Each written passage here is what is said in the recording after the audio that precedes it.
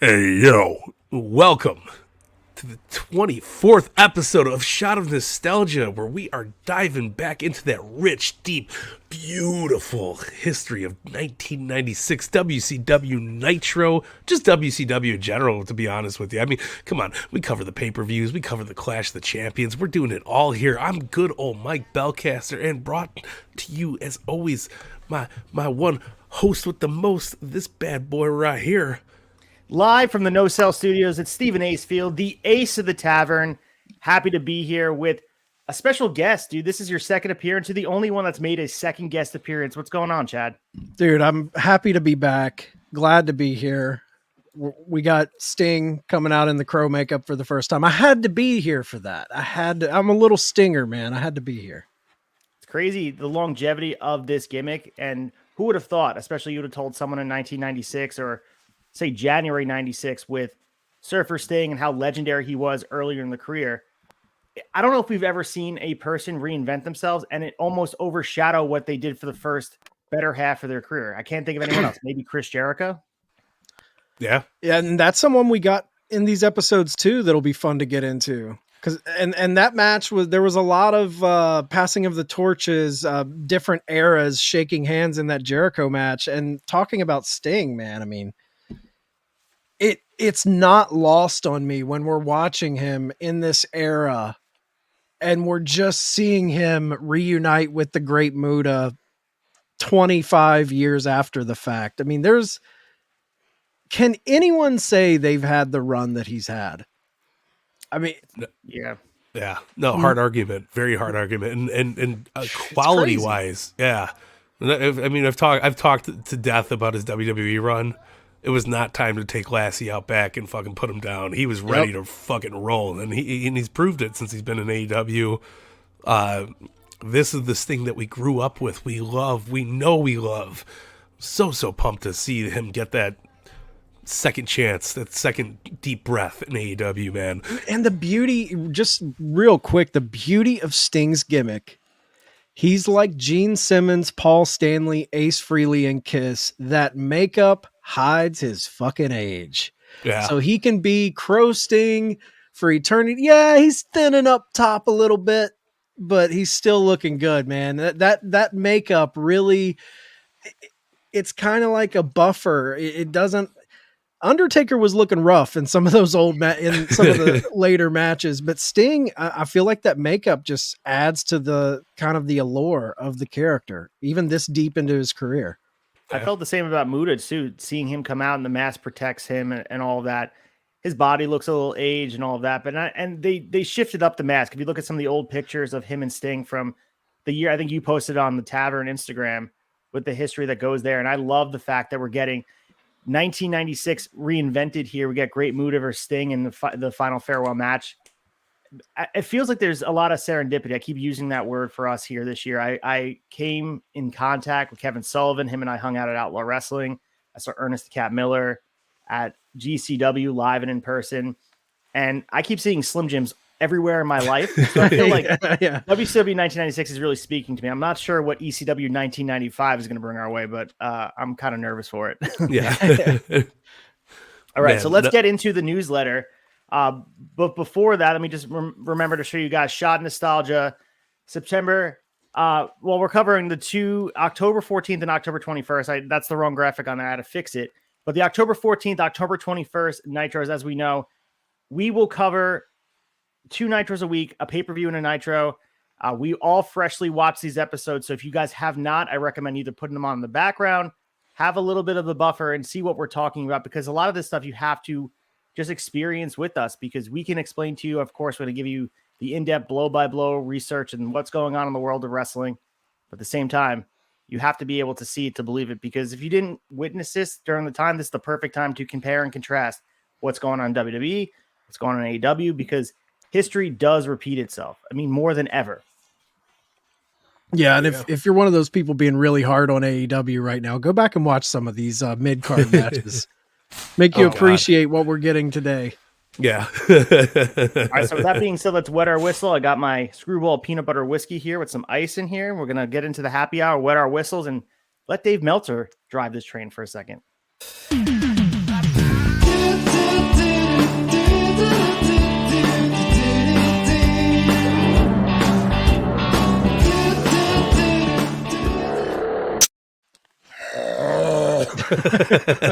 Our good friend Dave Meltzer, and I have a nice little picture of what you guys give you guys a picture of what Dave Meltzer was like in 1996. Yeah. A lot more going on up top. That hair was epic. He looks like the king of the jungle, man. Like a big lion mane. Loving it. He looks like he's going to be tag team partners with Sparkplug Bob Holly. the SNL version of Fabio. Yeah. And we love you, Dave Meltzer. And, I think we're the three biggest supporters of Dave Meltzer on the tavern. Maybe Sneed is a fourth best. At least respect Meltzer. There's a lot of hate thrown his way. But as we see, especially throughout this journey through 1996, he's been on point with, generously, probably 75 to 80% of the things he talked about. Last week, he talked about the influence of the internet on progressive wrestling minds. And it's just amazing to me. In 1996, we're sitting here talking about how that affected the business. And goddamn, he was dead on. How do you predict that? It's prophetic. Yeah.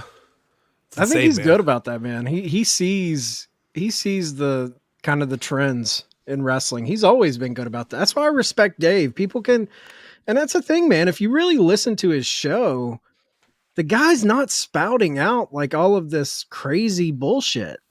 He's essentially just kind of giving you the straight up news. He might give you some insider stuff here and there, but Dave's a historian. I respect Uncle Dave. Yeah. Very, very not Alex Jones in the pro wrestling world. right. I think it's been obvious this week too with the Sean Ross Sapp stuff where Sean Ross Sapp will clap back at everybody that says, and if you follow Dave on Twitter, who's not verified, by the way. I don't know how the hell he's not verified, but Sean Ross Sapp is beyond me. But Meltzer will clap back at people with facts, not ever saying names, not calling anyone stupid. Sean Ross Sapp is half the age of Meltzer, but he could learn a lesson from Meltzer about keeping his mouth shut, maybe typing something out and then deleting it. And then if you really feel you want to tweet it again, then do it. Because he has put his foot in his mouth quite a lot this week alone. But the Malachi stuff alone, it's not great. Yeah, I don't like how he goes back and forth with fans. It brings him down to some of the bottom rung of the IWC's level. It makes him look like a pompous dickhead. I'm not big on Sean Ross Sapp. And the reason why he's verified and Dave isn't is because Dave doesn't give a shit.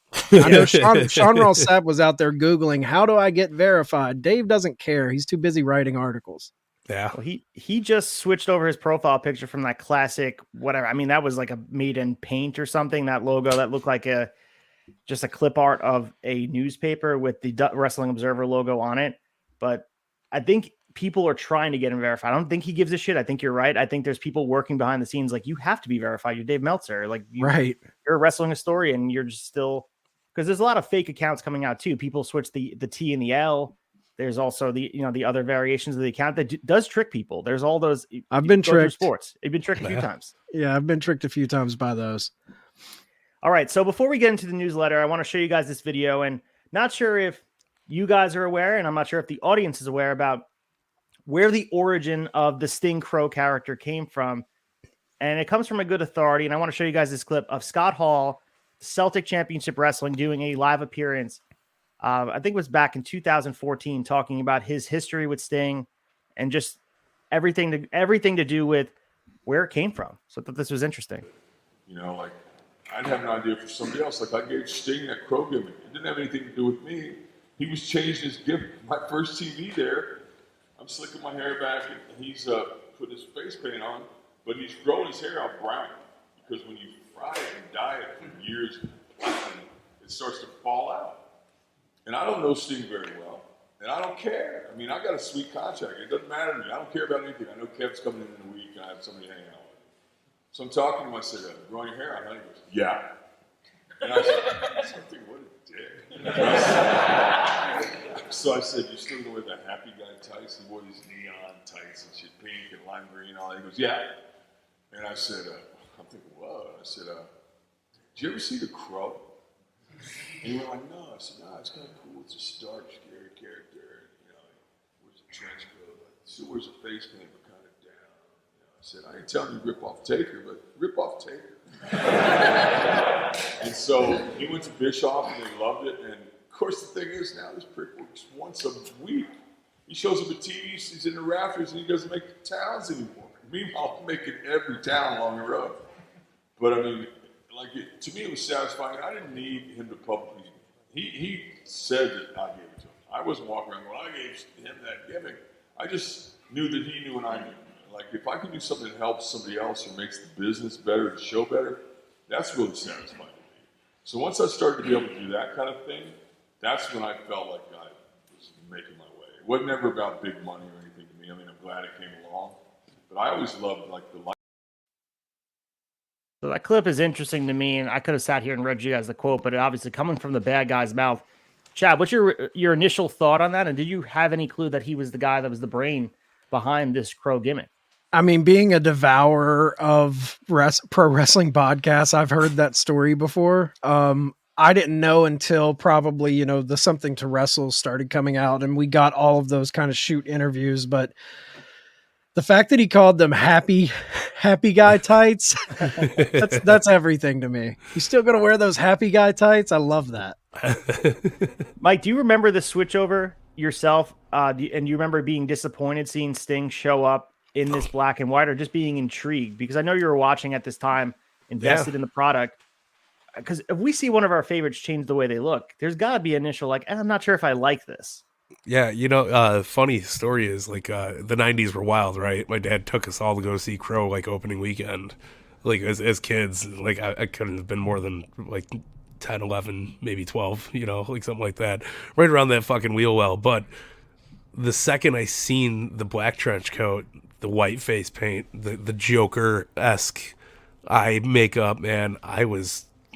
Call, motherfucker, you're dead. Like, I was like, hell yeah, man, like, let's do this. And I don't know, I liked Surfer Sting, but it felt like the perfect time to get cryptic, to get, like, more, especially right around, I mean, we're at Halloween Havoc, right? Like, we're on the cusp of Halloween Havoc. This is it, man. This is the perfect time for him to go fucking buck wild and become the Crow Sting, if you will, but it's so great, man. I was ready for it. I think just as much as fans were ready for Hulkamania to take a different turn in character, I feel like Sting was just the same, and maybe not so much, pushed onto the fans, but I feel like the reception was still just as big, Yeah, and then we saw a couple weeks ago, he did that promo, the now famous promo where he had his back turned to the audience, and it was so simple but so effective, where he's facing the live audience, and the announcers did a good job of selling it as well. Tony Schiavone and Mike Tenay, where he has his back. Why won't he turn his back to us? Why won't he face us? Because he was so upset with how they treated him. And it wasn't quite the heel turn. It was just a overall disappointment that something stings a little worse when someone's not mad at you. They just say they're disappointed in your actions. And that was Sting. He was the conscience of WCW. And when he left, things certainly went awry. And when he returned, it's almost like he was injected with the same level of poison that the NWO was inflicting, but he wanted to be this vigilante to protect what he once loved. It's a beautiful story that we see time and time again, but no, I don't think anyone could have told it as clearly and effectively as Sting.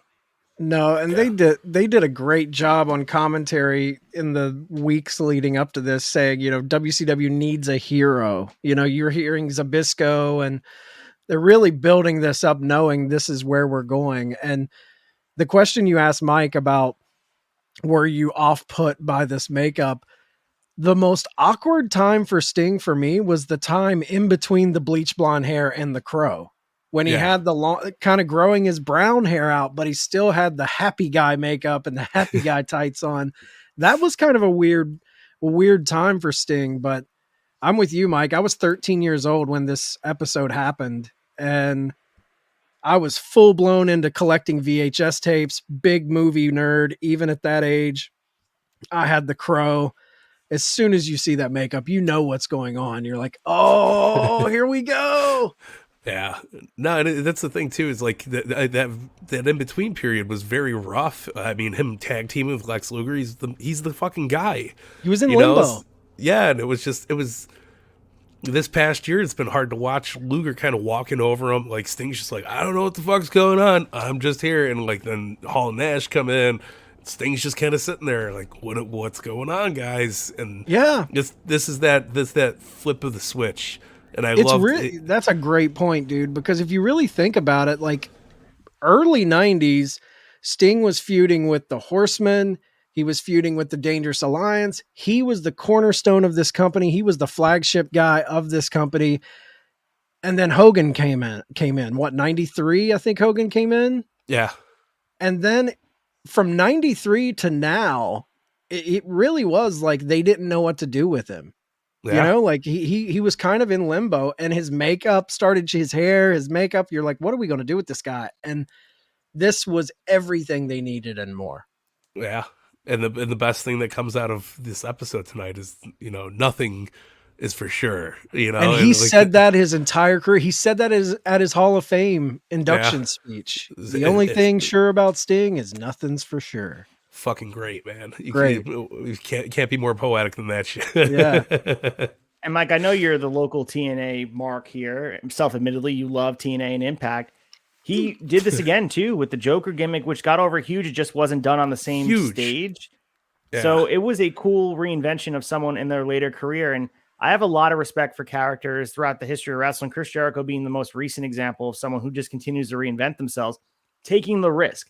Everyone wants to shit on Hogan and the personal choices he makes and who he is as a person. But we talk about Bash at the Beach and the Impact. If he didn't make that decision to do what he did, who knows if we're sitting here in the same wrestling world? It's the butterfly effect. Hogan taking that risk and being like, you know what? I know what made me a lot of money. I could just stick with the yellow and red and be Hulkamania and take my vitamins and all of that. But the fact that he took a risk, Sting took a risk as well, too. These guys are well-established brands. That, to me, is such a beautiful story. It's not like he struck out. It wasn't like people didn't want to see Sting. He could have continued to rest on his laurels and rode that train until the end. But I think the longevity speaks to the fact that he took that risk in the first place. And now we're seeing this version of Sting that we talk about AEW. It's a masterclass of how to book a legend without overexposing them. It's insane to me. He's wrestling full matches. It's not like he's there to just get the tag and do the finish. He's jumping off high shit. He's going through tables. Yeah. He's wrestling on Rampage. God damn it. Like, awesome. Yeah. And Hogan needs to get a little more credit, because if Hogan doesn't take that step and make that evolution of his character, would Sting have ever made that step to turn into the Crow? I think the Crow was created because the NWO was created. Yeah. And the other thing is too, like you got two of the biggest names in pro wrestling both switching to that wild side right around the same time too, and and it clicks. Yeah, how that's just as big as having a Rock and Austin in your company at the same time. It's just as big. Like you can't hit a better fucking note than that. You know, like your stride's fucking running high, brother, and like it flew through the rest of the company too. Everybody started changing their gimmicks slowly but surely. I mean, even DDP. Going from I'm wearing pink, bro, with these fucking, you know, rollerblade elbow pads to I'm wearing jeans and the fucking diamond cutter shirt, and like this was the beginning of the flow, and it started with Hogan, but it goes through to everybody in that roster, man. Everybody got a fucking attitude in a good way. Yeah, the NWO slowly edged us out of the Dungeon of Doom era. You know, like slowly. It truly did. Like, thank God. And we still see remnants of it littered throughout 96. And I think by the beginning of 97, it's almost completely gone. There's a lot of goofy stuff going on the card.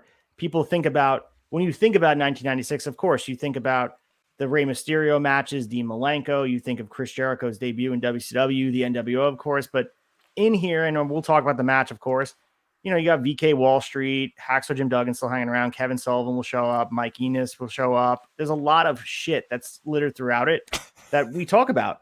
You guys were talking about it off air prior to us going on here. There is this wash that comes over us when we think about nostalgic wrestling that we just forget that it used to be filled with stuff that you didn't want to see. So when AEW gets critics and WWE gets their critics about they're not doing everything 100% correct, it's kind of a high bar that they have to reach, and it's not fair. It's not fair. Yeah, they're trying to reach the high bar of rose-colored glasses. They're trying to reach a high bar that only exists in the nostalgia, the kind of nostalgic lies of a fan's memory. You know, like the Attitude Era, dude, there was just as much shit on those shows as there was gold. And I feel like that's just wrestling in general. There, even the golden era that everyone, you know, Hogan, the Warrior era, dude, there was a lot of bad wrestling on those shows. Oh yeah, a lot. And I forgot who said it, but you know, the quote's like, you ever tell a story and you tell it so many times that you start believing it. Yep. I feel like that's what the Attitude Era was. Like, so many people were like, it was the best. This happened. Somebody's like, yeah, I remember that. But like, they slowly forget about the Ryan Shamrock, the Val Venus, you know, like all that shit going on, you know. So it's everything's always going to be bigger in your memory. But this is the fucking joy of doing this podcast. Yeah, is because we get to see the shit in between all the good stuff, like the Hacksaw Jim Duggan, and like it's ugh. It's building context, and let's build some more context for 1996. Let's dive into the October 14th newsletter, and we got the Bret Hart sweepstakes underway. We all know what happens next year, 1997, where Bret Hart does decide to eventually leave WWF for what he thinks is greener pastures in WCW, and of course, we're not going to talk about how he was booked and how the presentation of it and what happened then, but just know now in 1996. The sweepstakes is underway. There's a lot of hemming and hawing about where he's going to go. And the WWF had been planning for Hart's return at Survivor Series in November, which is coming up. And he's already being advertised for a late November tour of England. WCW has countered with a strong offer, which would at least be 3 times as much money as Hart has ever earned in wrestling, guaranteed. It is known that up until this past week, the WWF was going through its long-time planned storyline for Bret Hart, which would have started with a match with Steve Austin and continued to WrestleMania, where more likely than not, the plan was for Hart to regain the title from Shawn Michaels or whoever the champion was at the time. We know that doesn't happen in 97. WrestleMania 13 looks much different, and for the better. We get Bret Hart versus Stone Cold in that epic match, hometown of Mike Belcaster in Chicago, and we eventually... That's awesome. We probably don't get the Austin 316 moment if Bret leaves, and that just also butterfly effect conversation. What happens with the other fallout? Who's taking his spot on the card? Does Austin get the same rub? Is he just so undeniable that without Bret, the perfect dance partner and the perfect moment to create that iconic moment, is it possible that he still rises to the occasion? Maybe it's true, but to think what would have happened if he would have left, maybe he would have been booked better if he didn't wait until 97. All this unfolds and more. Maybe we don't get the Vince McMahon character as well. I know I'm rolling down a hill here, but Chad, think about Bret Hart in this context of the early New World Order. There was rumors that he might have been the 4th guy, 3rd guy. I'm sure they wanted him. Eric Bischoff's collecting guys at this point.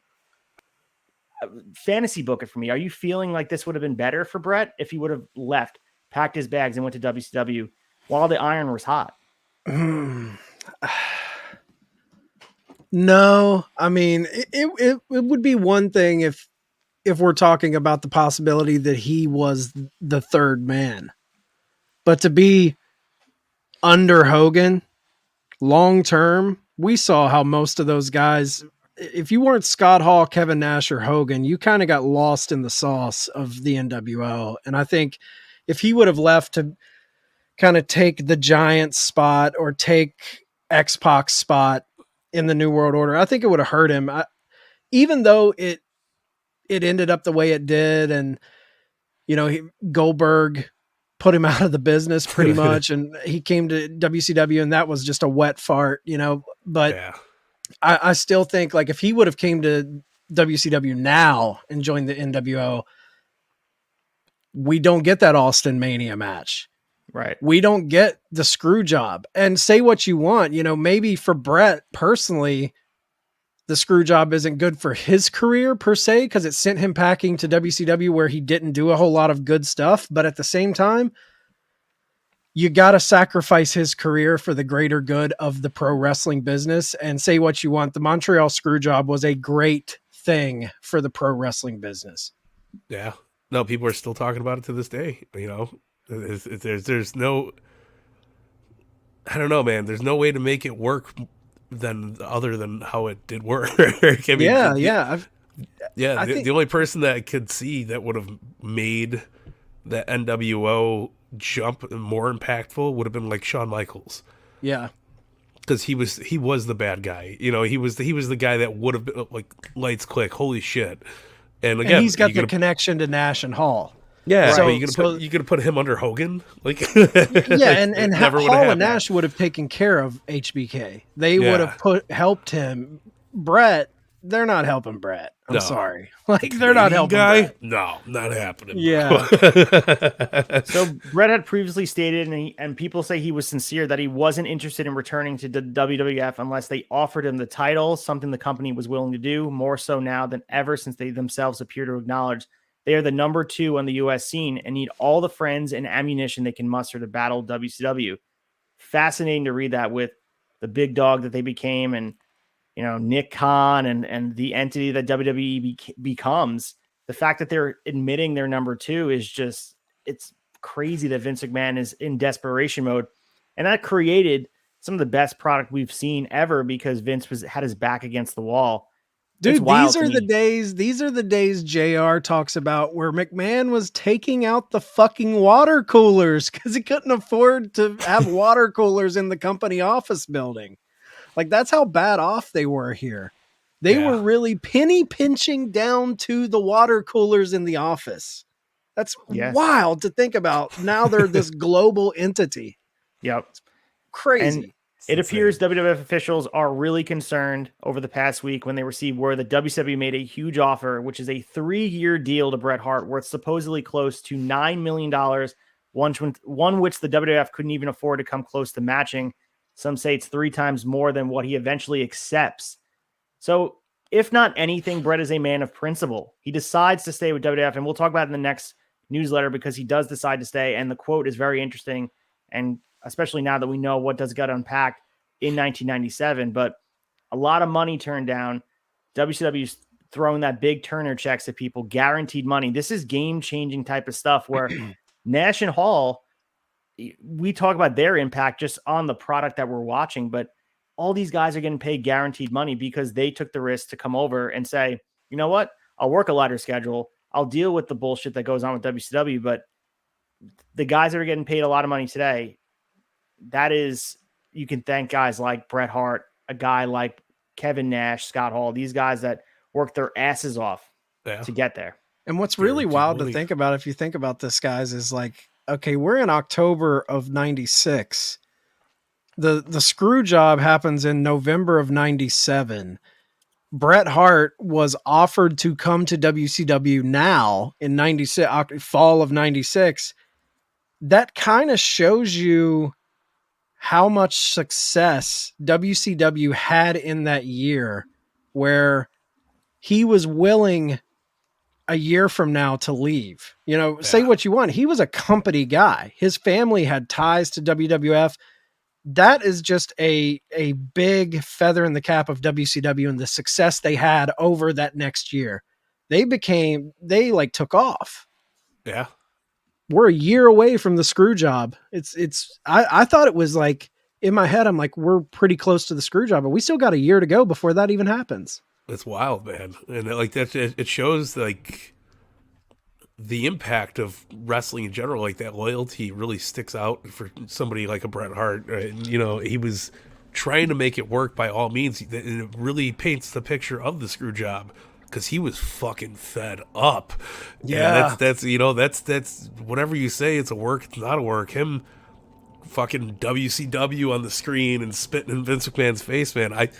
I've been at some jobs where I've wanted to light my boss up. And he wanted to be there. To me, this whole situation in the fall of 96 shows that he wanted to be there. Yeah. You're offered $9 million over 3 years. Think about the guys today. I think it was reported Bray was making around 3 to 4. Yeah. Now you account for inflation. A $3 million a year contract in 1996 is probably a $10 million a year contract today. It's Cody Rhodes money. Maybe even it's huge money. And for him to be like, no, I'm loyal to McMahon. That shows you how contentious the backstage shit got with him over that next year, that he was willing to be like, he turned away that amount of money to stay, and he still couldn't stay because he was so fed up. Yeah. So we'll revisit Bret in a second. Let's go to Ric Flair, who was injured on that Japanese tour. And he's expected to be out the rest of the year due to a torn rotator cuff, which needs surgery. He was originally scheduled for an operation on October 3rd in Birmingham, Alabama, but WCW wanted him to get a second opinion from one of its doctors, who also recommended surgery, which is expected to take place sometime this week.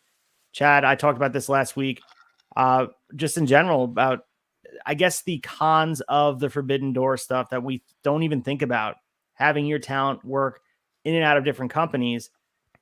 If this happened to Jon Moxley and GCW getting hurt against Nick Gage, or you think about FTR, we got Dax getting on a plane right now, going to London to work for a New Japan Strong show. If Dax was to tear his rotator cuff and be out the remainder of the year, this sort of puts a pin in all the benefits it gives you, because Ric Flair at the time, he's not the top guy, but he is still the very man. very much there. He's 50, almost 50 something years old. He's right there at the top. He's not quite the apex of what they want him to be as far as storytelling, but you could slide him at any time. Losing him, you feel immensely on this show. Oh yeah, man. And that's kind of where, that's why WWE does what they do.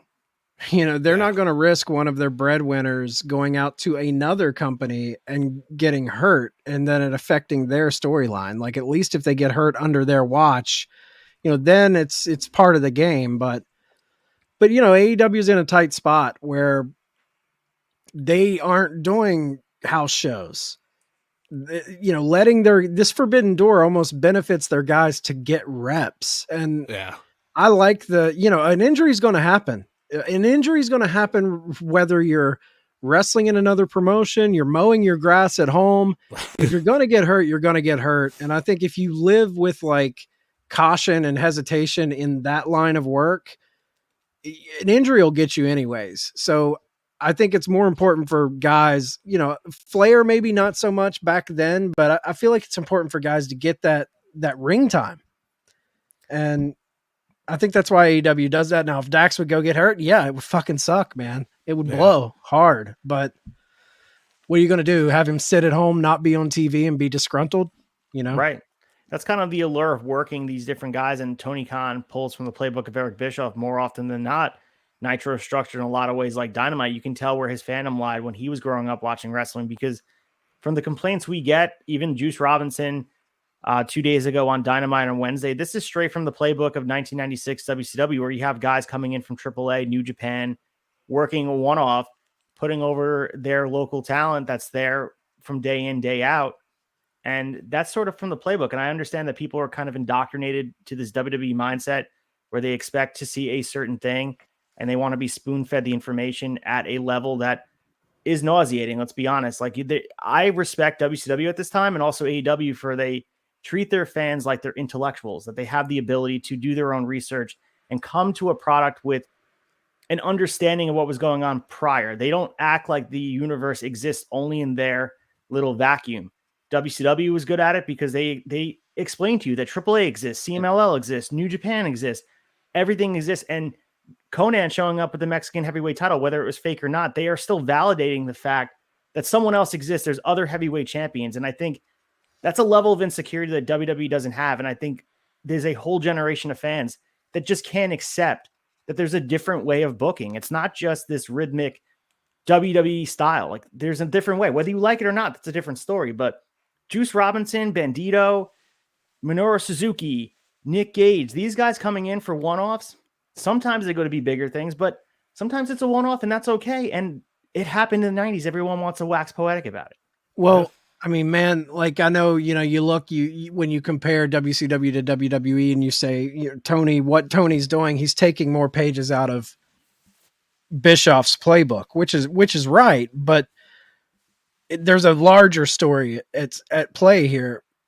Bischoff was taking his plays out of Vern Gagne, who he learned under in Minnesota. And WCW was following the playbook of the territories.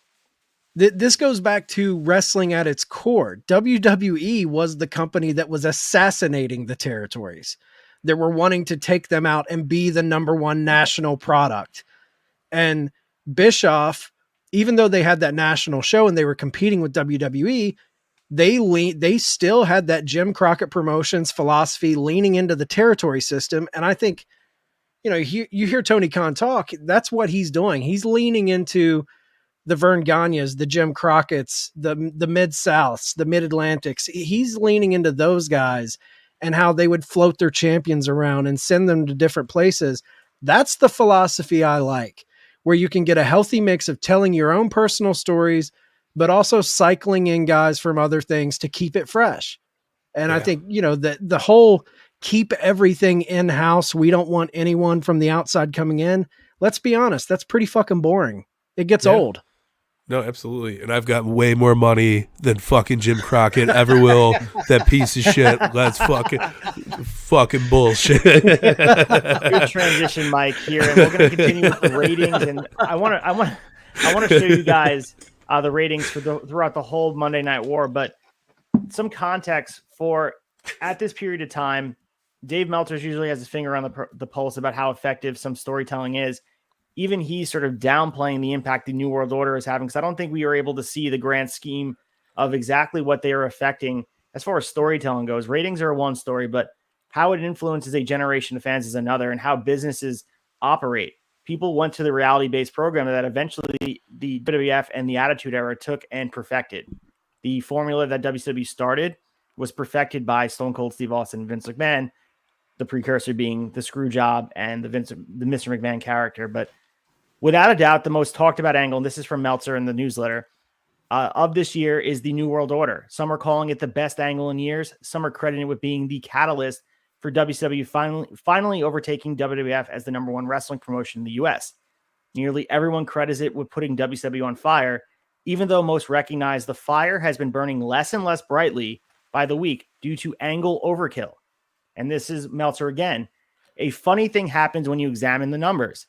Everything isn't as it seems. We ran a comparison this past week between WCW before and after the New World Order angle started, and the results were startling, particularly engaging the effectiveness of the angle, particularly in comparison to WCW's previous major angle, the Elizabeth turn on Randy Savage and joining up with Ric Flair, which we did cover, which turned the company's house shows business fortunes around, yet has never gotten mainstream credit for being one of the most effective WCW angles since Turner took the company over. He goes on to talk about Muto Takada, Hogan Orndorff, Flair Savage, Sting Rude, that none of the business was comparable to what they were doing, house show, live events, even ratings. So I think what he's losing here is he's not seeing the effect it's going to be having down the line. It's easy to say in the moment, yes, of course, it doesn't have the same effect, but I think what grows from this, and we'll look at the ratings right now. I'll pull up the chart and let you guys see it. It's a good visual. Where we're at, you guys can see we're just in the middle of September and December, and you see that the divide is pretty large. The biggest divide was September, you can see when the separation, but it's hemming and hawing. And you see where the tide turns, and people credit that Mick Foley championship run with Tony Schiavone. That was where it turned. And I think that was that was January 99, December 98, something like that. Yeah. When Foley won the title.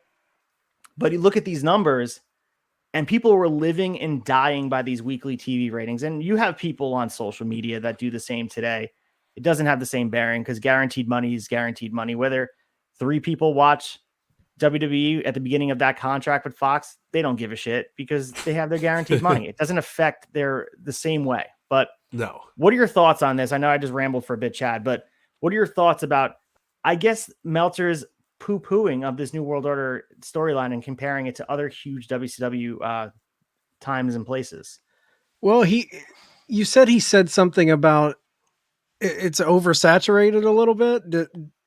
Yeah, because he said it's every week that they're overtaking the whole gimmick and everything becomes adding someone new. And at this point, I was surprised myself to see how quickly they added 6 guys. Like, we're already at 6 or 7 members of the New World Order, and we're not even all the way done with the year. It's insane to me. I do think Dave's being a little prophetic here, because I think it is one of those things where if the trend is who's the next member, and we see what happened to them, they got way too oversaturated. So, I mean, he is seeing a little bit, but as far as like NWO wasn't the only thing that helped WCW. Right now, we're in this transition where we're working our way out of the Dungeon of Doom era. And this is the early, what are we, 3 months into the New World Order right now? 4? 3 or 4 months? Going into month 4, yep. So 97 was, to me, the strongest year overall, because that's when they really started ramping up the cruiserweight division. So when they had the cruiserweight division with Jericho turning heel, Malenko. I mean, I know we have Malenko and Mysterio doing matches now, but if you look at the mid card of Nitros right now, no fucking wonder they were saturating our TV with the World Order, because we didn't have anyone else. But once they kind of leveled up that mid card with more cruiserweight matches, I think that's when WCW really started taking off a little bit. Yeah, no, I'll double down on that. I mean, you're not getting a Hacksaw Jim Duggan in the New World Order yet. Right. You know, you're not getting everybody and their mama. Like, you got Virgil, which is a bad choice overall, but whatever. You got $1 Million Man. These are all names fresh off of their WWF runs, and people are like, damn, this is a kind of a big deal. And that gets lost in us rewatching it, I think, because you're just like, oh, fuck the $1 Million Man. Like, what did he ever do? But like, I guess it might have been a bigger deal back then. So maybe it wasn't completely oversaturated just yet. But obviously, you know, LWO, the Wolfpack, like, it gets ridiculous as fucking longer. I'm gonna make a hot take right now. I think this version that we saw on these 2 episodes of Nitro is the primo minus throw away the imposter Sting. Get rid of him. But if you get rid of him, this is the primo version of the New World Order. You have the Outsiders, you have Hogan, you have Six-Pac, you have the Giant, and then you have DiBiase, who's kind of just like a Paul Heyman-esque character. He's not getting in the ring. He's kind of an advocate. And then you have his minion, who everyone knows, Virgil and $1 Million Man, Vincent and Ted DiBiase. I liked this version. If they would have stopped here and just let them dominate for a while, I would have been all about it. I didn't mind this incarnation of the New World Order. I think once we started bringing in Louis Spicoli and all of these guys, then I'm like, what is Scott going Norton? on? Yeah, everyone's getting a shirt, hopping on. And I see the vision they have. They wanted to create a separate brand. I see it more than ever. We see it in the newsletter. They wanted to create the Saturday Night Show would just be a New World Order based brand. But my argument would be, I wish they would have let the 3 guys breathe for a second, because I thought, watching from afar, that the 3 guys were the original incarnation that would have lasted for at least a year. I didn't think we'd see all these debuts, but they use it because it's a tactic that works. It spikes a rating to have someone and tease a 4th member, a 5th member. And I understand they were going for an invasion, and it's not an invasion unless you just double down on guys that are joining the forces and putting WCW in danger. Honestly, but man, yeah, I don't think wish this it was just the 3 of them. I don't think this was. I'm with you. If you had, it should have been those 3 for a while and kind of slow burn it. It would have made the first new member bigger.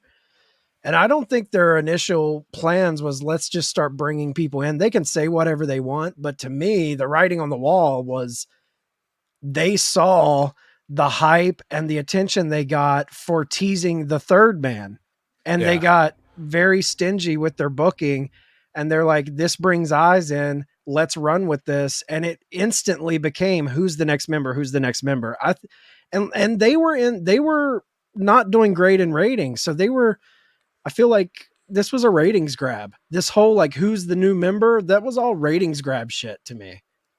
Yeah, 100%. And I don't think there would have been a fake Sting without the fake Razor Diesel shit going on. And I was thinking about that the whole time I was watching today before Razor mentions it at the end of the episode. But I was like, this, the only reason why this asshole's here is because that, you know, WWE did it first, and it was like, all right, like, this is our answer back. Like, well, fuck it, we've got our own fake wrestlers, and it was a silly move on both companies' parts, man. Yeah. All right, so going through this, and he ends the 14th newsletter saying, there has been an increase in ratings, although certainly not anything to be considered staggering. The fact is, when it comes to putting dollars in the company, the arrival of Hall and Nash and the impact of the New World Order angle pales in comparison to the original arrival of Hogan in 1994, where his house show and buy rate figures were almost night and day different from the priors. And economically, his impact on the company financially did pay for his $4 million plus annual salary. No shit, it's Hulk Hogan. I mean, come on, dude. If you look at the figures, remember that both Hall and Nash salary adds to, and get this, $120,000 per month in salary expenses for WCW Not to mention their contract deal gives them perks on the road, such as hotel and car paid for that. Traditionally wasn't covered by wrestling promotions. It is now, as we know. It's a lot harder to make the same statement. The dollar doesn't stretch as far. I think, though, I'd make the argument Hall and Nash, I don't think Hogan's longevity, you wouldn't have got as big a bang of a buck from Hogan for the remainder of time. Yes, the initial impact of getting him there in 94 was huge, but we saw Hogan was fizzling out.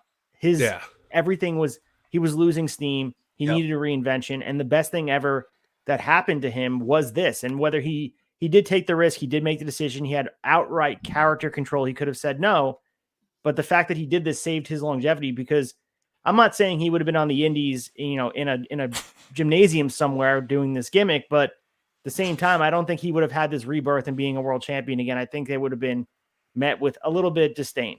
I think they would have forced him out, not so much. They wanted to boo him. He gave him a reason to, and it was perfect. Yeah. All right, so moving on to the October 21st newsletter. This is the quote from Bret Hart, because he decided that he's going to be staying with WWF, and this is what he had said. And this is, again, thinking about what happens in 97. I want you to think about the fact that he leaves after saying something like this. A wrestling organization that is a competitor to the WWF has offered me an amazing amount of money to work for them. I'd be working fewer days than with the WWF and making a lot more money. I realized that in a few years, I could be sitting on a beach somewhere and never have to work another day in my life. Being that the WWF is a family-owned business, I didn't think they could ever come up with enough money to match this offer. I've said this before, that I'm not greedy for money, but that I'm greedy for respect. I guess for most people, it would be a simple decision. If they pay you more and work you less, that's where you go. But for me, it wasn't that cut and dry, and that's when I realized that wrestling isn't just a job. My family has generations caught up in it. I started asking myself hard questions about loyalty and integrity, and weighing that against the fact that I have 4 kids that could benefit from the money long after I'm history. I owe the lifestyle I enjoy today to the WWF. I do feel a sense of loyalty to Vince McMahon, but his company, its directions, and its priorities have changed. Man. So he eventually decides to stay. But man, dude, like Bret Hart, he gets painted in this weird light. And I'm one of the people, I'm very critical of him because he does whine a lot. He's been talking about the same stuff over and over again. But one thing the newsletter has created a little bit has been sympathy for Bret a bit, because he wanted to do the right thing. He was forced into what he was a man of honor. As silly, not silly, it's the wrong word. Take the money, dude. Yeah.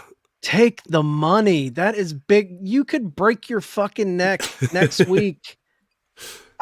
There's honor in that. There's honor in that. But man, you got to respect him a little bit, because like he said in his quote, most people, if they tell you, hey, you're going to make more money and have to work less days, that's what you're going to do. I think everyone. Hall and Nash said. They were like, dude, like, are you kidding me? Right. Man, that quote sounds so stupid in retrospect. like, oh, let me take less money and work more for a job that's choreographed fucking fighting. Like it's fuck, man. Like, and my God, it makes Vince look like a fucking asshole. Yeah, absolutely. You hear a guy with that much loyalty to you, and you stick him in the back in Montreal. Wow. And then you take the job for less money a year later, and you get your fucking head kicked off, and you can't work ever again. And they bring you in as a special guest referee, by the way. Like, that's his debut. I know you guys are watching. Yeah. Like, you think that's the big way you bring this guy you've been trying to get. And maybe it was tongue in cheek and it was a rib on Bret the whole time. They're like, you know what? You burned us the first time. We'll pay you a whole bunch of money, but we're going to bring you in and book you like dog shit. Horrendous. If you could bring in, I can't think of a guy brought in worse, a big name like Bret Hart as a special guest referee. And dude, he fucked up the Sting Hogan payoff. Yeah. That whole thing did nothing to add to that payoff of that long ass feud we waited on. No. What a fucking dumb quote. All right, so 2 quick hitters before we get our fix and talk about WCW Monday Nitro from October 14th, 1996. Jeff Jarrett, they're filming vignettes to get him into the 4 Horsemen. Gene Okerlund will be back for less money. And then Savage's contract will be up.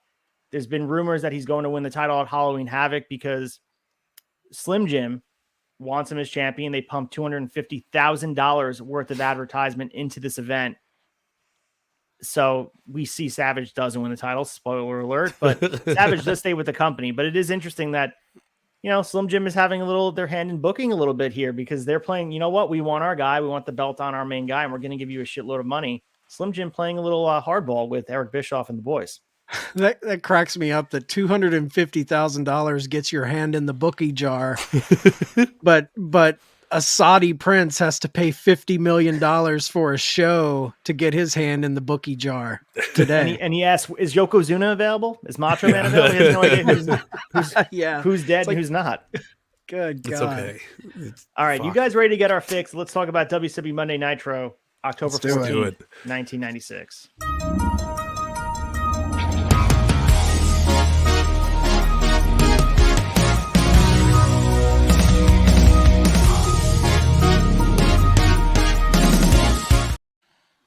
Woo. All right. We are covering WCW Monday Nitro, October 14th, 1996, from Memphis, Tennessee, the Mid-South Coliseum, the home of very many memories of pro wrestling, hotbed of pro wrestling for many years.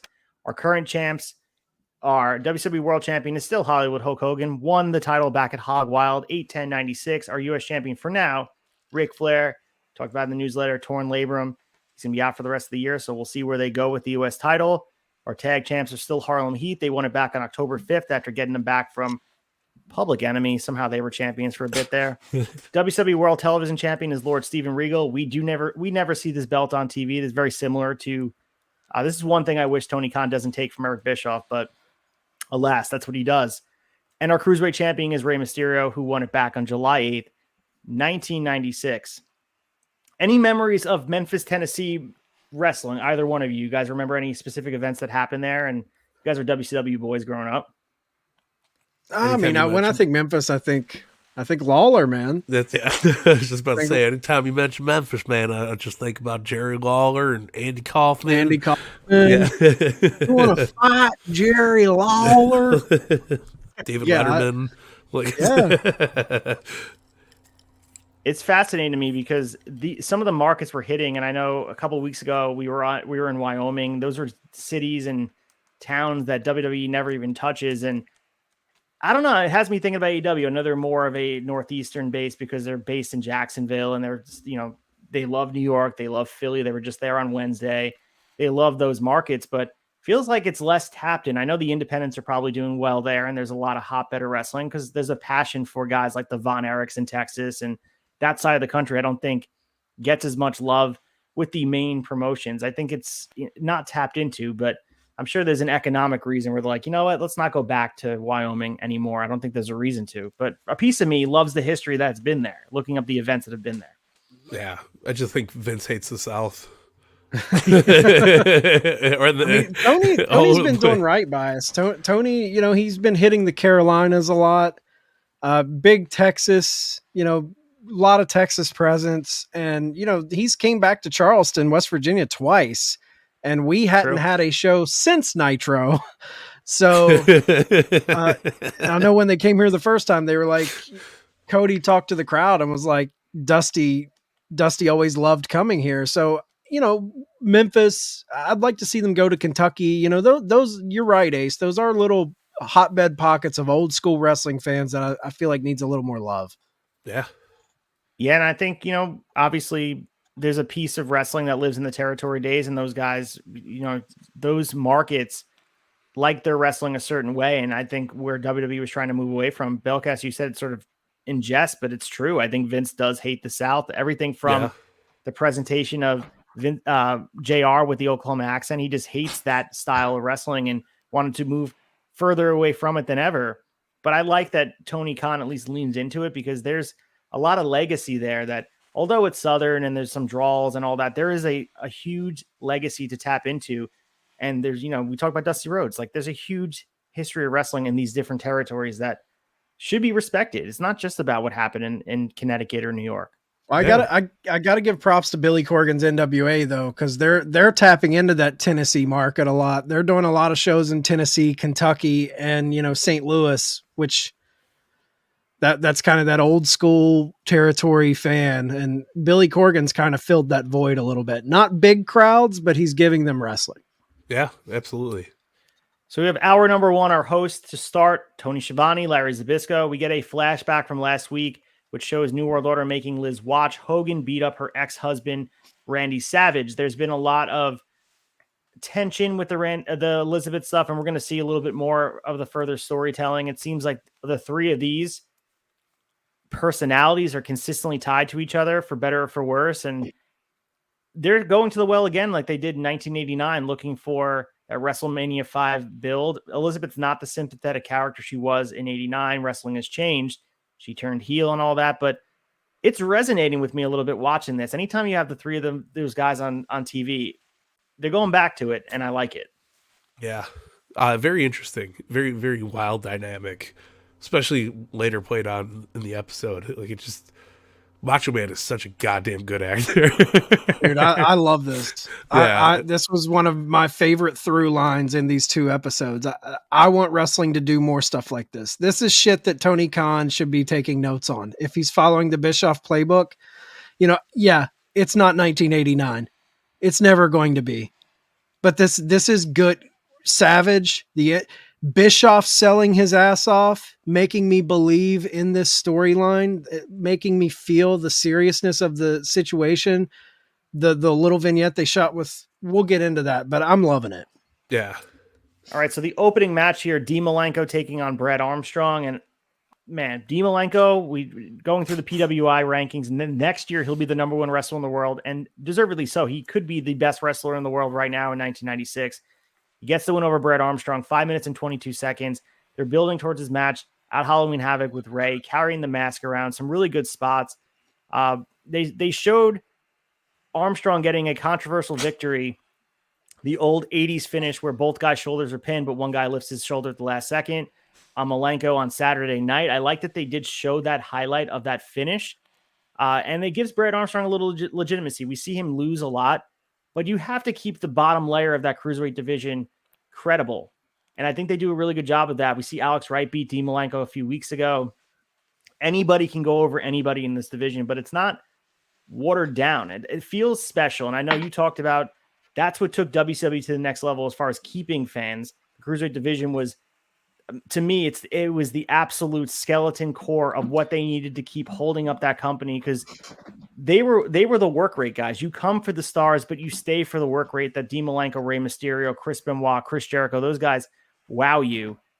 But I mean, at any time I was watching this match, I thought even though Malenko was being built for a cruiserweight title shot, there was a shot that Bret Armstrong still could have won. I think that's a beautiful way of telling stories. Yeah, absolutely. And this is the best I think Bret Armstrong will ever look, was in this match. I mean, he's fantastic. Underrated, man. He's an underrated worker. Like, he comes from that Armstrong family.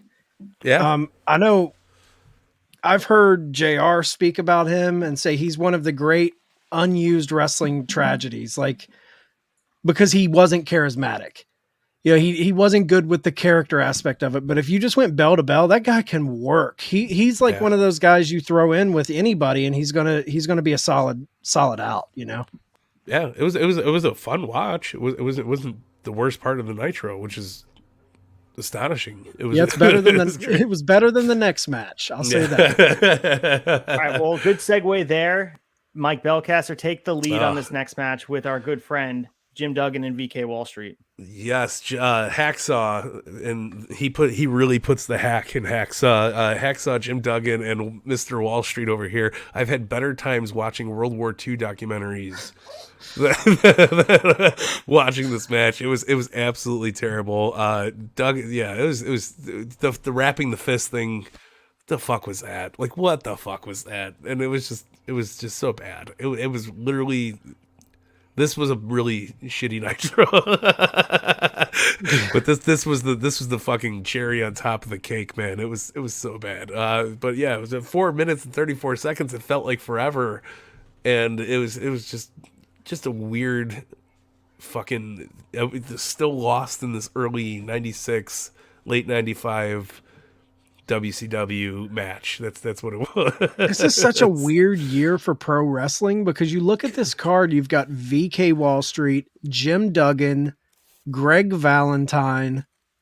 Yeah. You've got guys like that. It's like that time where we haven't fully got into the new era of wrestling. We're still guys who are kind of relics of the previous time. I don't know. I hated this. It's a good way match. to put it. Yeah, I fucking hated this. It's not good. Yeah, I mean, I agree. It's the legacy of what was the bad part of WCW prior and what people didn't like about the product living up to the Dungeon of Doom. That's probably the worst part about it. If we think about bad WCW, you think about the Dungeon of Doom, you think about the Shark, things like that.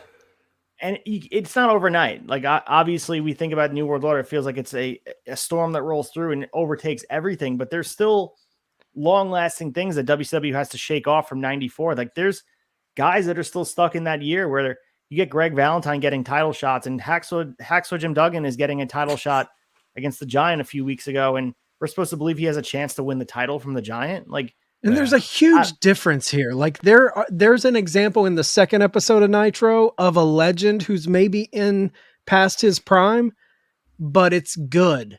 And then there's fucking a Jim Duggan match. Like, so there's two kind of sides to the coin in the past their prime guys.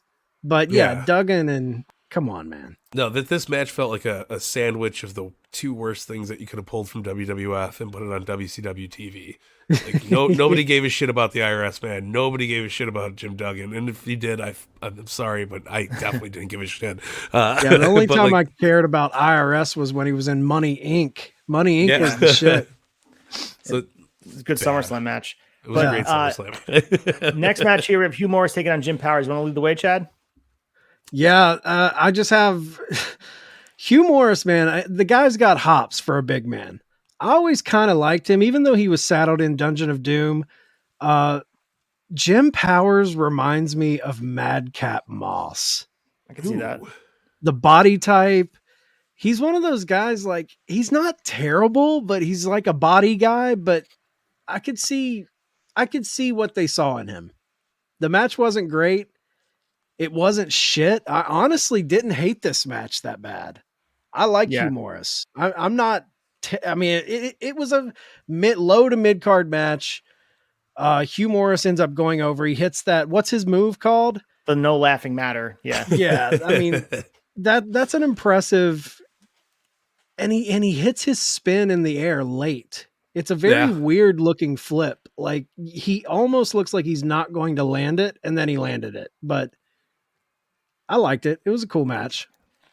The thing I also liked in the beginning of it was Shivani thanking Jerry Lawler for helping promote the show and putting people in the seats, because it's the biggest crowd ever at Mid-South Coliseum. Whether that's true or not, pro wrestling is based on lies and stuff. So, but, I thought it was cool that they paid homage to Jerry Lawler, even though he's not involved in this. Again, paying respect to the history of wrestling. Jerry Lawler, you mentioned the Andy Kaufman feud there, but huge moments in the Memphis area that, and Jerry Lawler is probably the best wrestler that in that territory of all time. King of Memphis, man. The King of Memphis. So, and back to the Hugh Morris thing for a sec. He is a decent worker for a big guy. He's able to move around, and give him credit. He commits to the gimmick. Like, he commits to this stupid gimmick, and it eventually does kind of get over with the crowd. And I think he's known for probably the worst things personally, like with the Bill DeMott stuff and being a trainer and all that. But he's a hard ass. As far as this gimmick goes, man, I think he does eventually resonate, but it might just be you beat people down to death and it's like Stockholm syndrome. Eventually people are like, I guess this is what we're going to be dealing with. We might as well enjoy it. So Hugh Morris on our TVs, let's go for it. Well, listen, he got hired as Bill DeMott to be the head guy because he was so good in the ring. Like, he's sound. And you could put him with anybody like a Jim Powers, and he'll get the match over and get it done with. It doesn't matter what it is. I mean, it's not. We don't hate him because he was a shitty in-ring worker. It was just a shit gimmick. Right? Yeah. It's like, that's a great point, Mike, because you got to think a global company the size of WWE hired him to be a head trainer at the PC. They could have hired the head anyone trainer for years. He was the guy. Yeah. That that is a feather in his cap to be like, they looked at me. That shows you that he's respected for his, like, at least in-ring psychology and things like that. Yeah. It's crazy. So the next match here is not known for its in-ring psychology. It's Lex Luger taking on Greg Valentine. Fuck, man. Some story being told here. Flexi Lexi, Sexy Lexi, Lex Luger, good old Larry, whatever you want to call him, has his ribs taped thanks to Double A's attack with the chair last week. They're building towards the match at Halloween Havoc. Valentine works over Lex's lower back as DiBiase and Vincent watch on from the crowd. Luger makes the comeback, gets Valentine up for the torture rack.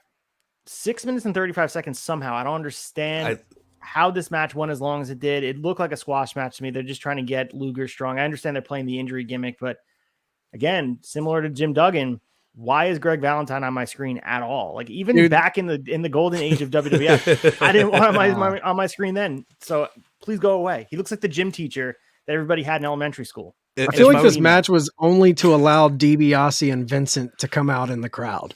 Because during this match, DiBiase and Vincent came out with the NWO banner behind them and watched the match. Yeah. Yeah, I would. If I was Greg Valentine in 2022, my whole gimmick would be like, guess my pronouns.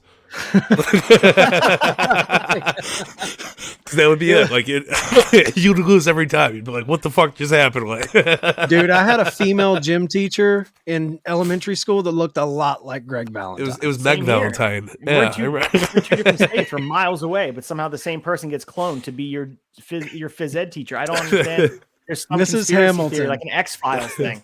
Yeah, they're turning them out like Rick and Morty. They're putting them out there. Like, all right, you look enough. We've been molding you for years. You finally look enough like Greg Valentine to be a gym teacher. I love it. This is great. All right, so before we get to the next match, we have Tony Schiavone telling Nick Patrick that Savage was fine for beating him up. It was only $500 instead of the $1 million that Nick Patrick requested. Good God. So Nick Patrick's reaction is he's very angry, and obviously he's pissed because now he's threatened to bring legal staff to take care of his problem. Nick Patrick wearing the neck brace, selling it, being the heel ref. Some reason I didn't like Nick Patrick in 2001 when he came over as the heel ref in WWF for the Invasion. He's popping me every time he's on my screen. Yeah, I'm really enjoying this for some reason. I think this is really good shit. It's compelling storytelling because you know when he's in the ring, you know something's going to go on. He may just abide by the rules, or he may actually go into business for himself, or I think it's great. Especially when he's walking around holding his neck. It's amazing. I love when he does the covers and he's like, oh, fuck. Like, what? He is Nick Patrick, 1996, is if Kenny Powers was a referee for pro wrestling company. Like, what do you mean I can't fucking work? My goddamn neck's broken, man. Like, fucking, no, I wasn't in the NWO video. That's stupid. Like, who are these guys? So true. Now I need Nick Patrick in the beginning of This Is the End making breakfast for everybody. Amazing. So we have hour number 2, Eric Bischoff, Bobby Heenan, Mike tonight take control of the call. We have our first shot of the night. So we'll move over to you, Mike, Randy Savage, and Mike Enos. I don't think we've seen Savage in a clean finish in like 6 or 7 weeks. He's so crazy. He gets DQ'd or no contest. What is going on with this? Listen, it's a weird booking for the fucking Macho Man, Randy Savage. Like, it's mind-boggling to me, man. But they're trying to get over this weird fucking story that they got going on with Savage, and this is like this. I think this is where it peaks. This episode definitely is where this Macho Man, Miss Elizabeth, like throughout. This is the whole. This is the top of the mountain for us, you know. And like you'll see it later, but I mean. Yeah, what the fuck was this match? Well, it doesn't even begin. I mean, we get Bischoff stopping Savage in the aisleway, and they bring out the TV that looks like when they have a substitute teacher, and they want to show you a Randy, movie. Come watch this. They wheel it in. That's stupid. I mean, things like this. Elizabeth spilling her guts, and she's sitting on a homemade swing that Randy Savage made for her. She's like, I still love you, Randy, and I made a huge mistake. And now we're left thinking, is like Hogan behind the other screen? Like, get him all upset. Do it, girl. Do it. He leaves the building. It's a no contest. Technically, shouldn't Mike Enos get the count-out victory? I guess because both of them weren't in the ring. Nevertheless, it is a shot of nostalgia for us we need to take. First one we've done in 2 weeks. Chad, any thoughts on this segment? Do you think it resonated? Because you like the history between Liz and Savage. I mean, fuck the Macho Man match, but the story with Liz on the swing, dude, they had me. Yeah. Elizabeth's there on the swing talking about, man, I'm remembering her running out and taking out Sherry and sticking up for her, Don't shut me out, man. Randy. Don't shut me out. Yeah, I'm there, man. I'm all about this storyline. I love it. Yeah, way to go, Eric Bischoff. What are we doing, dude? The look in Macho Man's eyes, man. It said, "Ooh, no." Like he was so dead focused. Yeah. Yeah, 2 weeks before Halloween Havoc, we're showing a video of his ex-wife saying, "I still love you," like, and you are still trying to get us to build towards this match, the biggest match he's going to be having in WCW for months at this point. Yeah. As a promoter, I think we should have known Bischoff was involved in the New World Order from the start. But shot of nostalgia, cheers, guys, and cheers to Randy Savage. He's a fucking legend. Ooh, yeah. He's no Juice Robinson, though, so.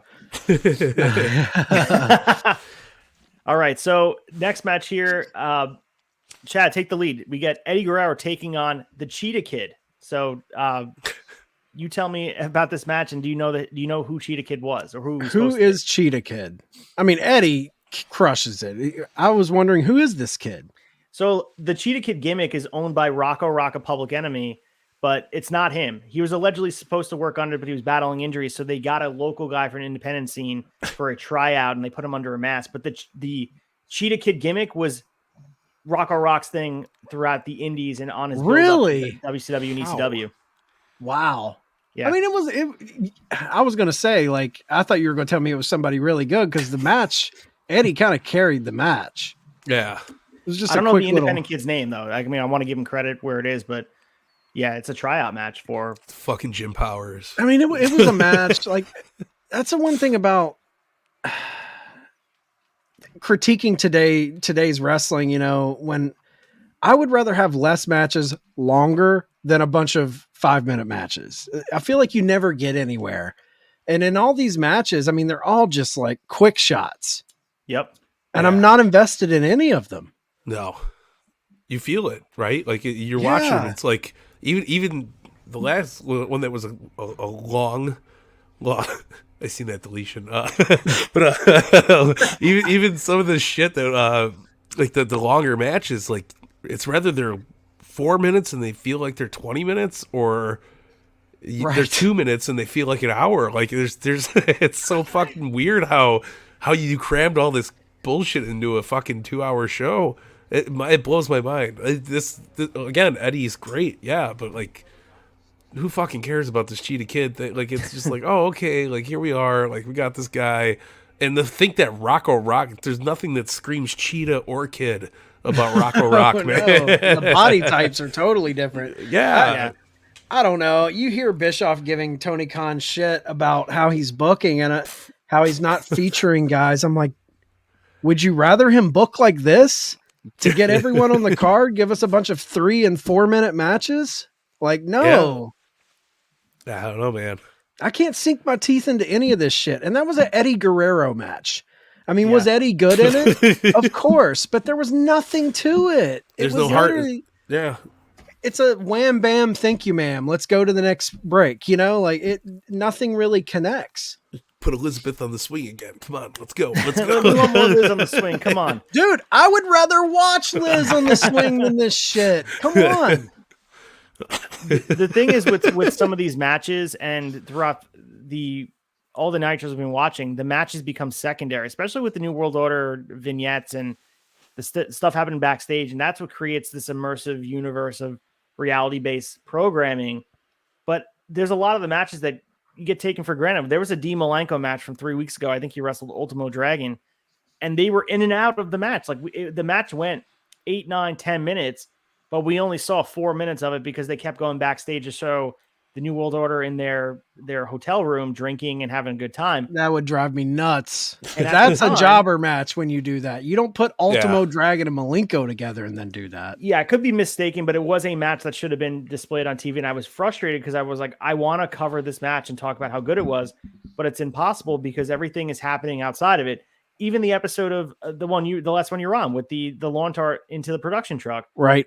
They were doing matches, but it was just like, what's going on? And I understand they were creating this aesthetic of I didn't chaos. mind that. I did like it. Felt different. That felt like that made it feel like something real is happening, and the matches are kind of secondary to this bigger event. That was because that was essentially what that entire episode was about, was the backstage chaos that went down. Yeah.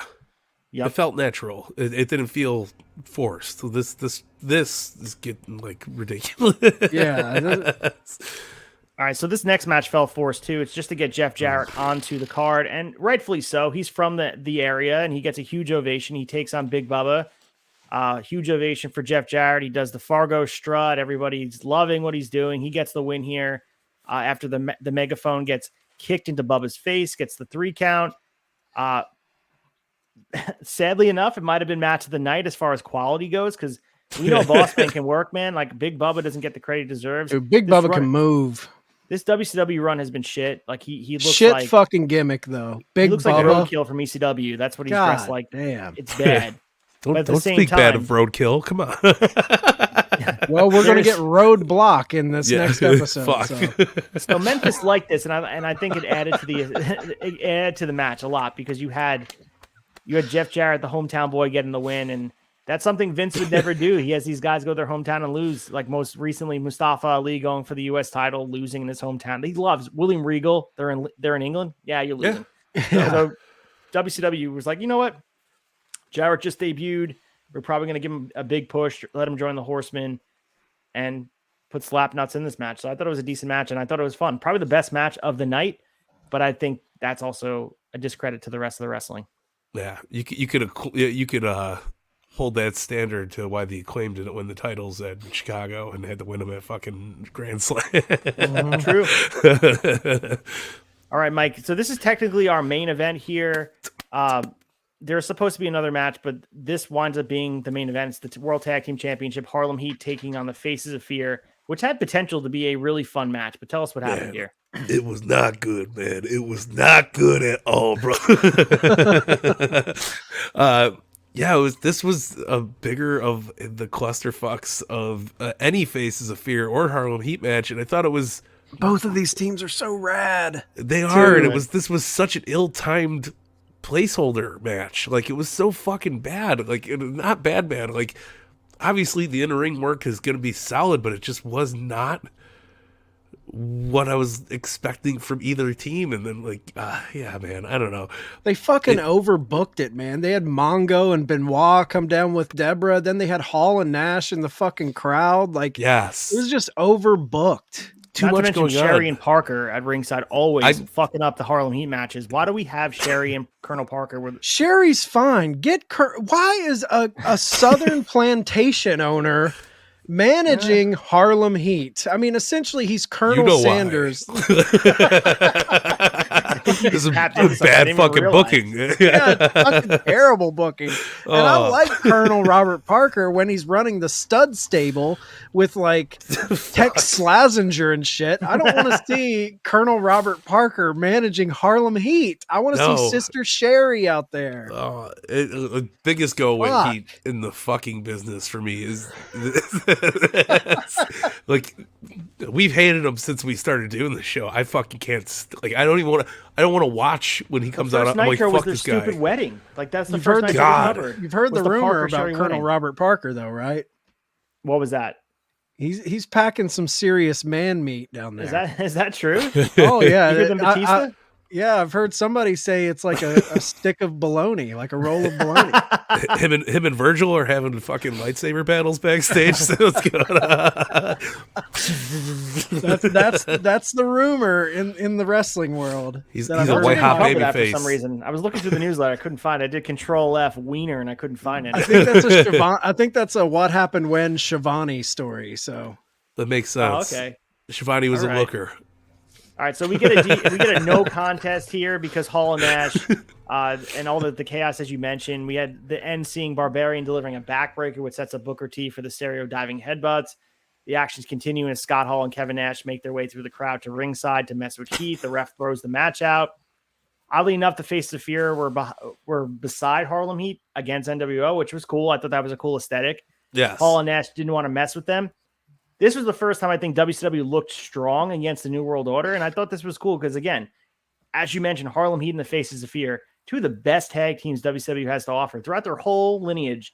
of tag team wrestling. I love these two teams, and I don't think they get the props they deserve. Harlem Heat does a little bit, but Faces of Fear, I don't think anyone talks about Faces how good of they really Fear are. is one of the most underrated tag teams. Like Ming, Barbarian, come on. This is the best. Yeah. If those guys are still alive when my girl goes to prom, I'm fucking booking them to come here and just stand at my doorway and be like, what do you want? You know, I'm a huge Ming and Barbarian mark, man. I love those guys. I've got Barbarian stories too. He hung out with my mom one night at a bar, and I walked up and I was like, hi, sir. Like, 28 years old. I'm like, thank you for taking care of my mother. Like, fuck, I'm going to die. Like, the guy's a legend. Fucking, yeah. Love those dudes. To Faces of Fear, man. Yeah. All right, so we have a main event interview here. Hogan leads the way as the rest of the New World Order makes their way to the ring. Liz is stuck in the middle of the group. Everyone's here, as we know. You mentioned all the guys, all the players. Scott Hall, Kevin Nash, The Giant, Fake Sting, Ted DiBiase, Six, and Vincent. Hogan goes on this tangent promo, which is decent. He's calling Liz the greatest actress in the world for her performance in that confession video. She tries to smack him across the face, but Hogan catches her swing and orders Giant to take hold of her. The Nasty Boys come out. And this was awesome. This is, again, similar to the Bloodline stuff. It went the other way for Sami Zayn. Great. They come out wearing the NWO shirts, and we've seen hints at the Nasty Boys joining the New World Order. Hogan gets mad because they're wearing the shirts without permission, and they beat the shit out of them. And he says, you don't wear our collars unless we tell you. Yeah. It was great. Huge too, because like that was like the 96 was a very gang affiliated year in general, you know, and like I think that's part of the reason why this took off so well. But man, this is the first time I've popped with the Nasty Boys being on TV this whole time we've done this. I was like, fuck yeah, kick their fucking ass. Like, Dude, just spray painting dicks on the back. Hot take. Elizabeth has never looked better than she did tonight. True. NWO like I know a lot of people like that macho era Elizabeth, but I'm all about NWO Elizabeth. Yeah, she's gorgeous, man. She's got that sweet theme song that I know you want me. That's what. So Hawk's like, huh? This is very similar to what we saw with Bruce Beefcake or whatever the hell they're calling him at Hog Wild. The Booty Man. Well, I don't know what his name is. Like he went by something else with NWO or trying to be with them. I forget. Zodiac. Not Zodiac. Disciple. There you go. Disciple brother. Yeah. So it's more of the same theme. Yeah. Business is bigger than friendship. No matter the history with the Nasty Boys, it's going to take precedent. The New World Order brand and our intentions are bigger than the friendship. Hogan continues to talk about acting, and this is funny too. He's talking about the latest Three Ninjas film, and because he's so Hollywood, he's talking very tough. But if you guys remember the plot of Three Ninjas, which is a great movie, by the way, I love it. He's the protagonist in a movie where he's dependent on a bunch of kids with Loney Anderson and Ernest P. Worrell. So all you need to know. Howdy. I have the first Three Ninjas sitting over on my shelf right now. I don't have the one with Hogan in it, but Three Ninjas. Oh man, Magic good Mountain, kids movie. Right? Tum Tum. Go Tum Tum. Yeah. We get New World Order taking over the announce table, and their mics get cut pretty quickly as we take one more look at Savage's emotional reaction to Liz's confession video. And that's when the Nitro goes off the air. Chaos. We talked on last week's Shot Nostalgia in the newsletter that Meltzer notes that Hogan was lobbying to pile drive Liz in some angle. And you could see it probably would have done here. Maybe that's probably where it could have been done, maybe a week after this, but they wanted to do that. And I think it would have been huge because he was getting heat. But if you put your hands on Liz, similar, we still see it today. MJF put his hands on Tony Schiavone and it got huge heat. Oh yeah. Imagine she got pile driven in the middle of the ring. Nuclear heat. I've imagined it plenty of times. Dream scenario, Hogan and Liz. Okay. See where you're going. 1996 is in your blood. Hold the handlebars, brother. Yeah. All right. So let's move on to, we'll give our final thoughts when we get into the end of the show for closing the tab, but we'll get into the next Monday Nitro here. And of course we do the two-shotter always. This one's October 21st, 1996 from Mankato, Minnesota, the Civic Center, another market that's not topped in. They do go to St. Paul. They go to the bigger cities in Minnesota. Mankato, tomato. They don't go to the city a lot. Our champions are all the same. And according to the Nitro intro, and again, I've noticed this every week, and I'm going to make note of this. They have yet to pull red and yellow Hogan out of the intro. It's still Hulkamania, man. They still show him ripping his shirt as they're opening with the music. Yeah, you got to pull him out. Like, Nitro had such a fucking great intro, though. So good with the. You don't even need the fire for the street. Like nobody Raw couldn't top that shit until they did. Say less. I'll play some music right now for you guys. Yeah, no. Listen, until Warzone had that badass fucking with intro. The warehouse. Yeah, the warehouse was Stone Cold walking in, and they were in the ring in the fire. Yeah. Warzone in the fire. I love that's my all-time favorite intro. But this was great, man. Yeah. Well, this is like the store brand generic version for the WCW NWO Revenge game, so yeah. It still has the same energy though. Oh, yeah. It does. But nothing beat that explosions, the WCW Nitro, Monday Nitro fucking silhouette going off, and Lex Luger even, like, it's the best Lex looked on WCW TVs in that intro. Yeah, the trail of fire leading up, and then boom. Yeah. Love it. People underestimate how good explosions were.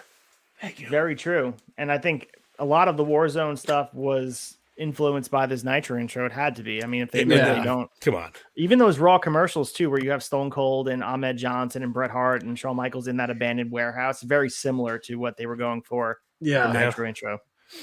See where Vince we have was Tony looking. Schiavone, Larry Zbyszko open the show. They show another flashback to the Randy Savage Bischoff thing with Liz doing the confession. They're pushing that hard, man. They are, for sure. We'll start you, Chad, with the first match. I'll give you some props here. This is a good match. Chris Jericho, Bobby Eaton, kind of dream match on paper. Love this match of the night for me. Jericho versus Bobby Eaton. I'm a huge, beautiful Bobby Eaton fan.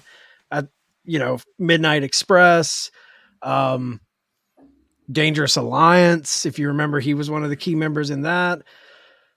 Six and NWO Sting is up in the stands. They're scouting Jericho because Six is going to have a match at Halloween Havoc with Jericho. What a matchup to think about at Halloween Havoc. Pac against Jericho. Great. Huge. Beautiful Bobby Eaton. First thing that just grabbed me about this match, the lockup. You have an old school pro in there when they lock up. I mean, it's just smashing in there. Snug, good working punches throughout. You're seeing Jericho just, I feel like, I guess if you're like, you can't really say you see something because we know what he became. Yeah. But man, I feel like you could see something, and maybe it's just me knowing where he went and looking back, but there was something there. There was like a star power there, I felt like. Oh, absolutely. There's an infectious energy when he's out in the ring. He just feels he's the happy-go-lucky babyface with no gimmick at this point, and he feels like he's supposed to be there, and there's an energy to him. There's something that is intangible about what he's bringing to the matches, even if it's big or small. And go ahead, Mike. No, I always gravitated to Jericho the second I seen him. I don't know if it was the blonde hair. I don't know what it was exactly, but I was like, God damn, this guy has that it factor, that wow. Like if Christopher Walken seen him walking down a hallway, he'd be like, wow, look at this strapping lad with the blonde hair and the hair. He's good. Rest of the show in that accent, please. Yeah. I mean, for me, I talked about earlier, we were shitting on VK Wall Street and Jim Duggan and how, this is a transitional time of weeding out the old. This is the match I kind of alluded to where there's another side to the coin, because in this match, it's blatantly obvious. Bobby Eaton is towards the end of his career here. He has a body style, a haircut, a look that looks like it's time to hang it up as far as just bygone era, if you will. Yeah. He's coming from the 80s, but still yet, this is like one of those torch moments. I'm not saying he passed the torch to Jericho in this match, but I'm just saying like the mid 90s in WCW especially is a wild time, because this match, if you just look at this match, it's a match that ties together 2022 and 80s territory wrestling. in one match. You're seeing a guy who's still wrestling today have a connection and a lineage to a guy who was wrestling early 80s in some of the most iconic tag team wrestling matches in pro wrestling history. 100%. So I loved this match. I'm a huge Jericho's my all-time favorite wrestler. Bobby Eaton is one of my favorites. R.I.P. Bobby Eaton. We just lost him, I think, last year.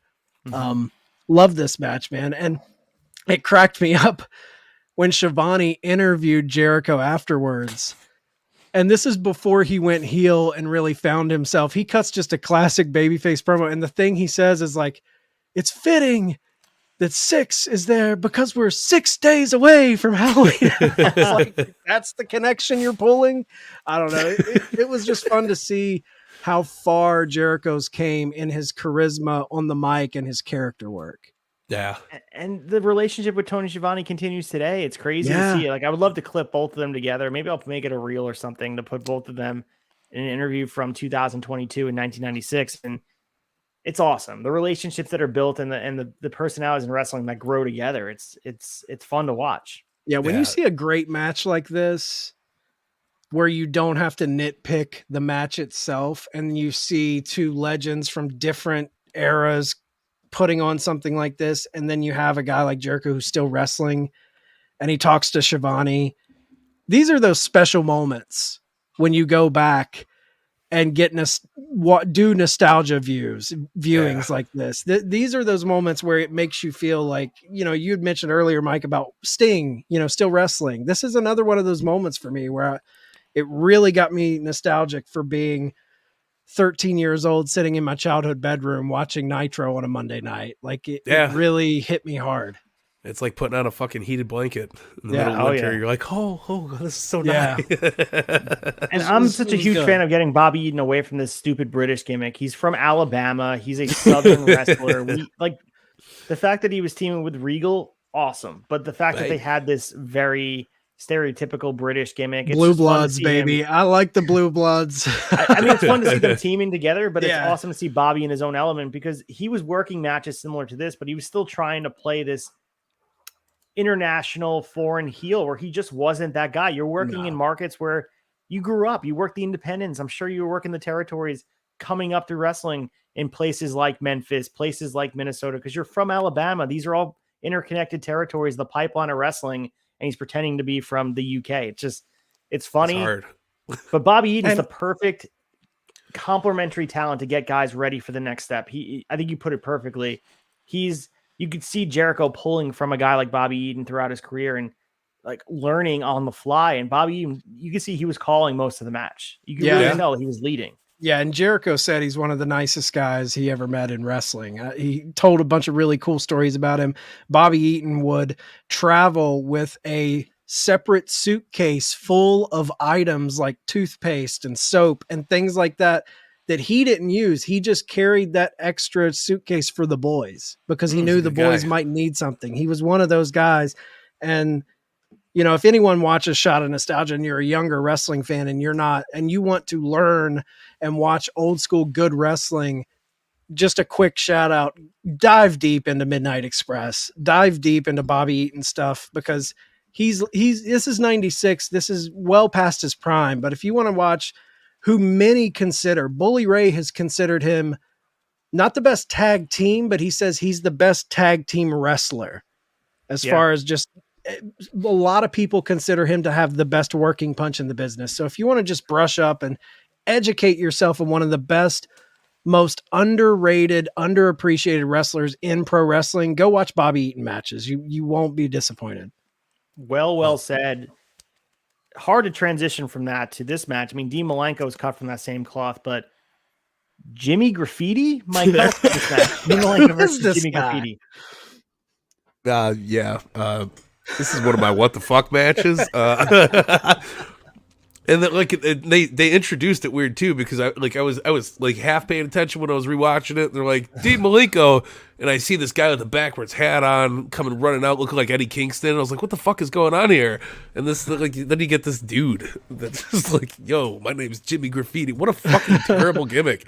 That's like let's throw shit at the wall and see if it sticks. You know, like. But of course, Dean Malenko gets the fucking win here. 6 minutes, 42 seconds, way too long.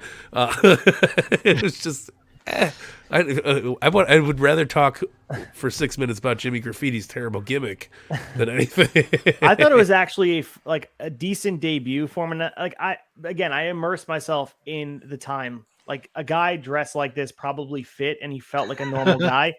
Did my research on who Jimmy Graffiti was. He's the Heavenly Bodies member, Jimmy Del Rey, with shorter hair, and he's in a super calo clothing and minus the mask. So that's what he is. So what? This is his WCW debut. So if you guys are familiar with the Heavenly Bodies, yes, pops up again here. We see a lot of familiar faces in this year, and this is another one. Jimmy Graffiti is not really known for this gimmick. Obviously Malenko goes over, and we don't see a lot of Jimmy Graffiti. I'd have to look at his cage match rundown. I don't think we see a lot of him throughout WCW, but wow, Malenko this is just a reason to have Malenko come down to the ring with Mysterio's mask. Yep. Yeah. Do this. Yeah. You know. This might have been his only match in WCW based on what I did my research on him. It's possibly he pops up on a Thunder or something. Obviously, we're not doing that, but yeah. One and done. I think maybe he's from the area. Like he just happened to be in town, and they're like, okay, let's put him there. He's and like Louis Primo, getting a little shine. Yeah. Striking while the iron's hot. So glad to pop you guys with the Heavenly Bodies info, but that's what this is about, guys. Mind blown. Absolutely mind blown. All right. So who are we up to for this next match? DDP, Sergeant Craig Pittman versus we're on you, homeboy. I mean, okay. This match was literally just a vignette for putting over the Diamond Cutter. Let's be honest. 100%. They had a whole video segment explaining the importance and the deadliness of the Diamond Cutter. I liked this. This is how you get a finisher over. It was. And this is how you get Nick Patrick over again. Because he's like, hey, fuck you, Mean Gene. I ain't doing your fucking tits and tots or whatever the fuck you want to call your business. Did you see my neck? My neck's fucked up. I'm not paying $500 for no fucking bullshit. So good. And you're right, Chad. I mean, DDP, the evolution from January 96 until October, the growth has been immense. And we're only going to see him pop up and grow much more. Dude, 97, 98, he heats up, man. Yeah. And it's because of this, because of things like this, where the Diamond Cutter, anytime he gets anywhere near grabbing the guy's head, it feels like it could be game over. And that's a beautiful thing. I even think about more recent wrestling where Mark Henry got the bear hug over or the World's Strongest Slam, a very simplistic finisher. Wonder where that came from. Exactly. The Ace, Ace Crusher. I got a hard question for you guys. Yeah. Would there be the impact of the Stone Cold Stunner without the heat that Diamond Dallas Page brought to the Diamond Cutter? No. I don't think so. Not. No, you got to respect your elders, and DDP did it first. So because Austin eventually gets that stunner to get the pop just like this, but yeah, you want something quick and easy that you can hit on anyone at any time. Yep. Dude, I like the Diamond Cutter better than the RKO. I do too. I know there was a bunch of memes that came out, but you forget. Okay, this is what I love. We're seeing this vignette that is specifically designed to get over this finisher, right? And then probably 2 years from now, there's an amazing storyline with Chris Kanyon and DDP, and it revolves around Chris Kanyon just hitting the Diamond Cutter on anyone. He's hitting cameramen with the Diamond Cutter and then getting down in the camera. Bang! So this is the seed of making a finisher epic. Yeah. This is where it all started. I love it. Yeah, completely agree. And as we get him DDP over, you're creating a homegrown talent that's maybe people didn't see what Bischoff and everybody in the back saw in DDP, but they stuck it through because the gimmick was awkward. He was clunky in the ring. He was a project, and the dividends pay off when you get the biggest pop ever. When he finally wins that title for WCW, it feels enormous because you saw it through. You let it grow organically, and people got behind this guy because they felt like one of theirs. He felt like a normal dude that they got behind, which is a credit to DDP and what he was able to do with his character. If you've only seen DDP in WWF with what they did with him, go back and watch WCW DDP. Yeah, no, that's your He's doing the yourself. stalker. Are you kidding me?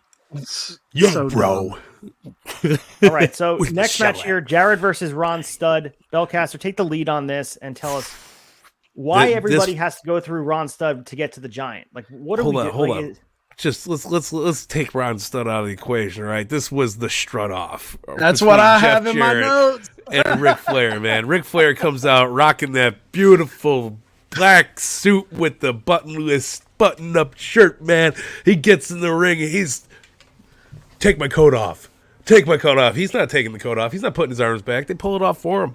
He gets on there. He does the double strut, man. He gets in there, and Jeff Jarrett's looking at him like, this motherfucker right here, right now. Hold on, baby. Let me throw the thumbs. We got the two hands. And like, Flair's not having that shit. He's just fucking, he does it again, man. He does that double strut. And then I loved when he looked at Jeff Jarrett and he's like, get out of my ring.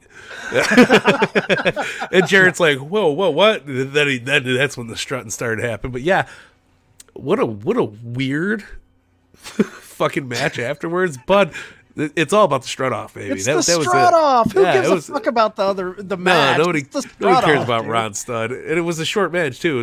It was 1 minute and 29 seconds. We got that figure 4 though. And that's what I think this. I don't know, man. They should have really hot-shotted a good feud with Flair and Jarrett after Flair got fixed, because they never pulled the trigger on it that well. Like, Right. This would have been it. This would have been your. Who are you? If like they should have hot-shotted Jarrett to be the guy that was in the Four Horsemen, taking over the Four Horsemen, while Flair had the rotator cuff out. Flair comes back like, I missed my kid's softball practice for this motherfucker. Like, it would have been great, man. But I like Jarrett, man. I know a lot of people hate that dude, but I think when he's like maybe not so much here, but TNA Jarrett, when he was a heel, like he could cut some he cut a great promo here. Despicable promos. Like he's such a good bad guy. He was planting seeds. He's like, I'm an Impact player.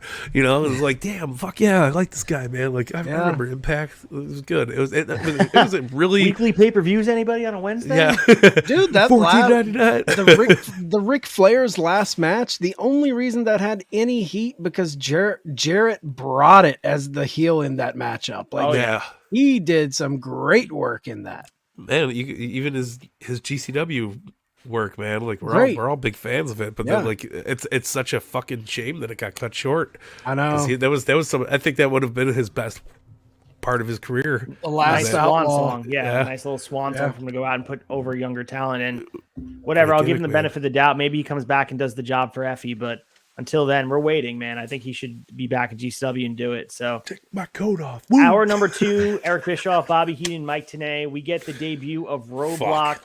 Just bigger store brand Walmart version of Balls Mahoney, in my opinion. Chad, I'll let you take the lead on this. Don't hurt Lex Balls Luger, Mahoney like that. No, but he's just he's a store brand. It's a credit to Balls Mahoney. Balls Mahoney did it better. There is no reason under God's green earth why this match should have been this long. Yeah, this match was too long. Okay, you want to have 2-3 minute matches? This is the time to do that. Because all this match was to work towards seeing Luger do a torture rack on a big fat son of a bitch. That's all this was about. 100%. Roadblock looks like a scrub.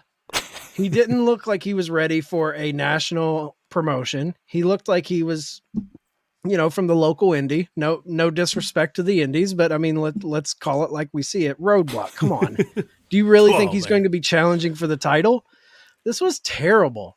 Yeah. What are they doing to Luger? These last 2 matches, last match he had Greg Valentine, and now he's got Roadblock. What is going on with Lex Luger? Lex Luger. This year has summed up Lex Luger's career for me. Overrated and fucking. He had a good finish. That was it. And even they'll heat him up though, right? Like by the end of '96, he's going to be heated up. Or I think he's the one. Not to give a spoiler, isn't he the one who takes the title off Hogan? Is that? I think that's true. I mean, unless I misremember, but like for him, point being, from him to get to this point, to being hot enough and get a huge pop by beating Hogan, you get the really. Well, Sting takes it off of him, right? I thought didn't Hogan hold it until Sting? It's very possible. I don't know. Again, stay with us, guys. As we're learning as we go. He holds the belt eventually, but Luger's big thing was he took on the Giant after this. Like that was his big thing against the NWO. Like Luger, WCW, Giant, NWO. Like he was putting the Giant in the torture rack. I think that's why Roadblock. Luger gets a lot of hate. I totally understand why, but I'm out on Luger 93 on. But when people forget in 1990 or 91, Luger had Harley Race as his manager, and he was the world heavyweight champion.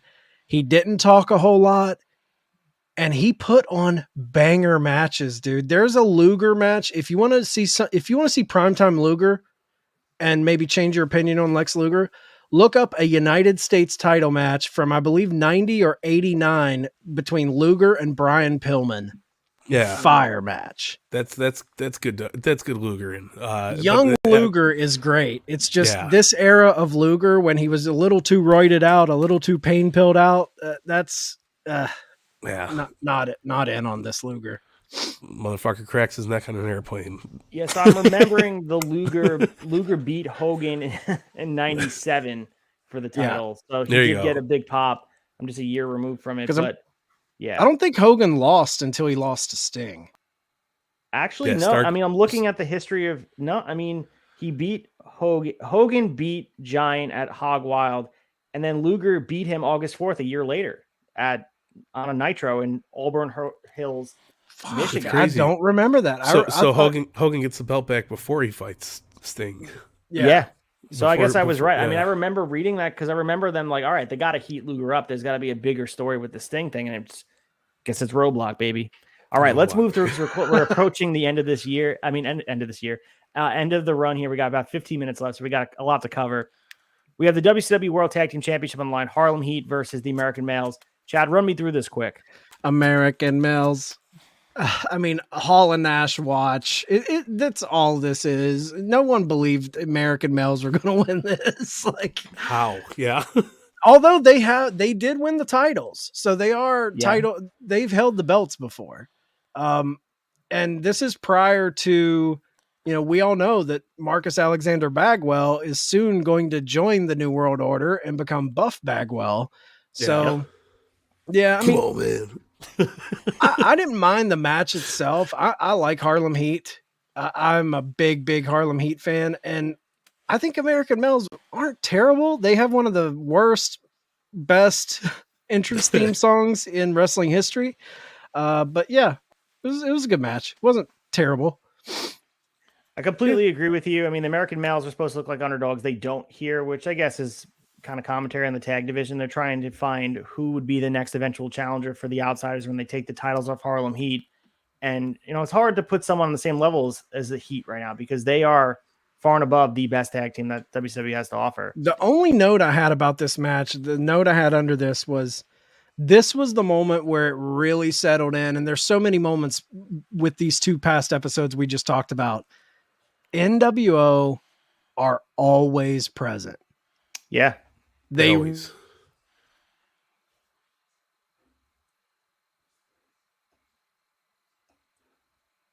Couldn't agree more.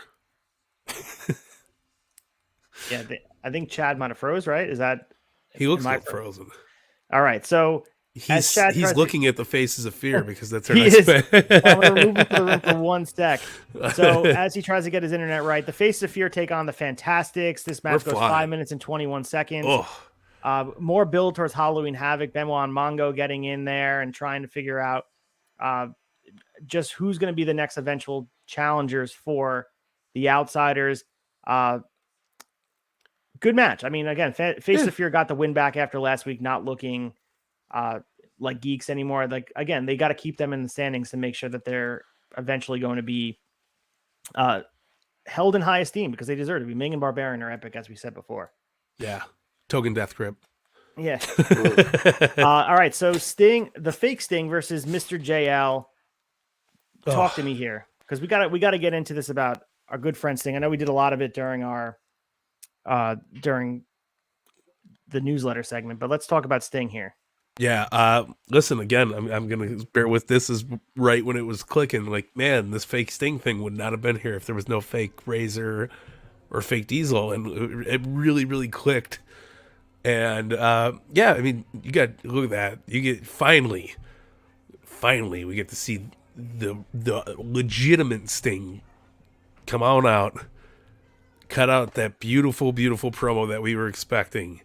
You know, there's only one thing for sure about the Stinger, and that's nothing is for sure. And he just does his own thing, walks out. I love the commentary team really putting over, like, he never said no. He didn't say what side of the fence he's on. He's just being Sting. It really set up this ominous version of, like, what's this guy all fucking about? And yeah, man, trench coat, still had his good guy pants on, but the trench coat was covered. Not for long. We're going to get the full version of the Crow next week. But the biggest thing I pulled away from you, and you think you did a great job painting it beautifully, we don't hear Sting's voice again until January 1998. That's fucking wild. Crazy. Man. And I know that's that right before Chad Starrcade, right? Yeah. He doesn't speak, doesn't cut a promo. He goes into silence and builds the mystique of his character. That gets over further than a lot of things in wrestling. And being a fan of the WWF side, one thing that did grip me to this WCW storytelling was a guy like Sting. It's just fascinating. Yeah. And at the time as a kid, I didn't see the Crow movie. It didn't resonate with me the same way it did with you guys. But I remember the Bash and Brawlers, similar to the Wrestling Buddies of Sting, the action figures. I still have mine. Talk about toyetic. God damn, dude. Sting was, this made him take the next level for me. It's on your hat right now. It's amazing. Yeah. No, it's like, I bought this hat last year. Like, how fucking crazy is that? And he's still a big deal, baseball bat and all. But yeah, man, this sets up what we know is the fucking icon, Sting. Like, Metallica entrance music, you know, like before we got to there, we get that really cool, like, violin orchestrated thunder, you know, beautiful fucking light up. Great gimmick, man. Probably one of the best gimmicks in pro wrestling history, bar none. And it was a no contest. Yeah, it was a no contest. We got to take a shot here. I'll sip my peanut butter whiskey here. I don't want to pour another shot. I brought some Cuervo out. Let's take a shot right here for this. By the way, Screwball peanut butter whiskey is epic. It's so good. Got to mix it with rum chata. It tastes delicious. So again, we're going to see more Sting as time goes on, but he's ever watching, very similar. And you can really appreciate what they're doing with Darby and Sting now because it's very similar to and appropriate on TNT and on TBS. It's very WCW-esque where he's playing the same role, ever watching, the vigilante, the guidance of WCW, their conscience. It's great. And the NWO Sting, the fake Sting gets punked out here. This is the way you deal with it in imitation. And they face it head on. I'll stand by. I didn't like NWO Sting. I don't like the presentation, but I also think it fits the aesthetic of the New World Order and what they're trying to accomplish by taking over and infiltrating. So I was okay with fake Sting. I don't think it was a bad thing. But a beautiful clapback at WWF for trying to fuck with Hall and Nash. Like, go fuck yourself. Like, we could do it too and make it just as lame as you guys did, but on purpose. So, speaking of lame, we get no match here. It's supposed to be the main event, Randy Savage versus Chris Benoit. When they're hyping this up, I was pumped because I don't know if these guys ever met in a long-form match. We get no match. Savage comes late down the aisle looking all emo, wearing black leather from head to toe. The last outlaw stops him again, and this time it's from Hollywood Hogan on the set of Three Ninjas, as I mentioned. High noon at Mega Mountain, brother. And Hogan has hair, dude. Like, he has the hair. We eventually see it Halloween Havoc. He gets the spiked hair, which is a bizarre look. It's on this Halloween Havoc poster. You guys can see in the bottom right corner. Hogan with hair. Fucking weird, man. Bizarre. Yeah. Hogan says he's going to give her some acting lessons. He's talking about Liz. When he's done with Liz, she'll only be thinking of Hollywood Hogan. See you in Vegas, macho creep. So back in the arena, Savage hesitates, but finally says something into the mic. It just occurred to me how fragile friendships and relationships can be. And you and I, Eric Bischoff, both know how fragile business can be. Even marriage is fragile. But Hulk Hogan, life is fragile. And then he walks out. Savage, more serious than we can ever remember. And that closes the show. And Halloween Havoc is next. And the card they have in front of us, as we mentioned, we're going to be covering it next week. Our main event is the World Heavyweight Championship, Hogan versus Savage. The World Tag Team Championship, Harlem Heat versus the Outsiders. Chris Benoit and Steve McMichael versus the Face of Fear. Luger versus Arn Anderson. Chris Jericho versus Six. The Giant versus Jeff Jarrett. Eddie Guerrero versus Diamond Dallas Page in a Battle Bowl ring match. And then, of course, the Cruiserweight Championship, Rey Mysterio versus Dean Malenko, ever fighting like the Joker and Batman. These guys can't get away from each other. Beautiful, beautiful storytelling. Halloween Havoc looks stacked. Can't wait to celebrate spooky season with you, man. Me too. I'm super pumped. Got the costumes ready. Oh yeah, we got to figure out something, brother. Yeah. All right, so let's get into the chaser and talk about our favorite part of the 2 nights of Nitro. Hopefully, Chad can pop back in here and say goodbye with us.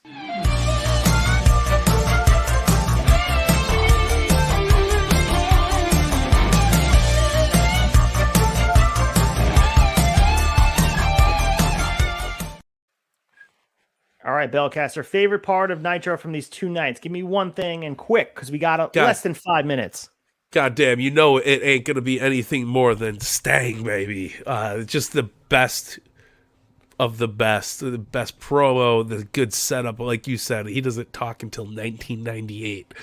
Since this you go a year and then some for just this whole beautiful buildup of a character all the way to Starrcade, baby, going after Hulk Hogan and the NWO for the love of WCW. The vigilante is just becoming, and I'm here for it, man.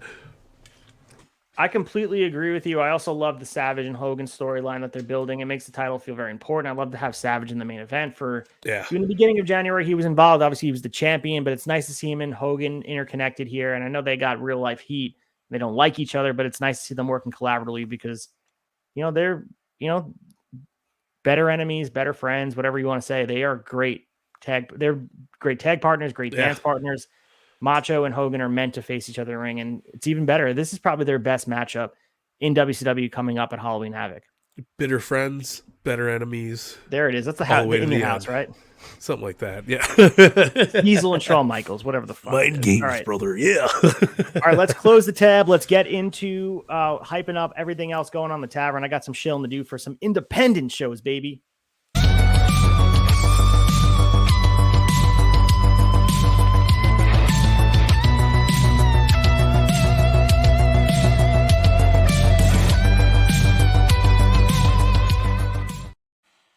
All right, the lights are coming on the bar. We're closing the tab. They're giving you the final check. It's a lot of money. You drank all that whiskey.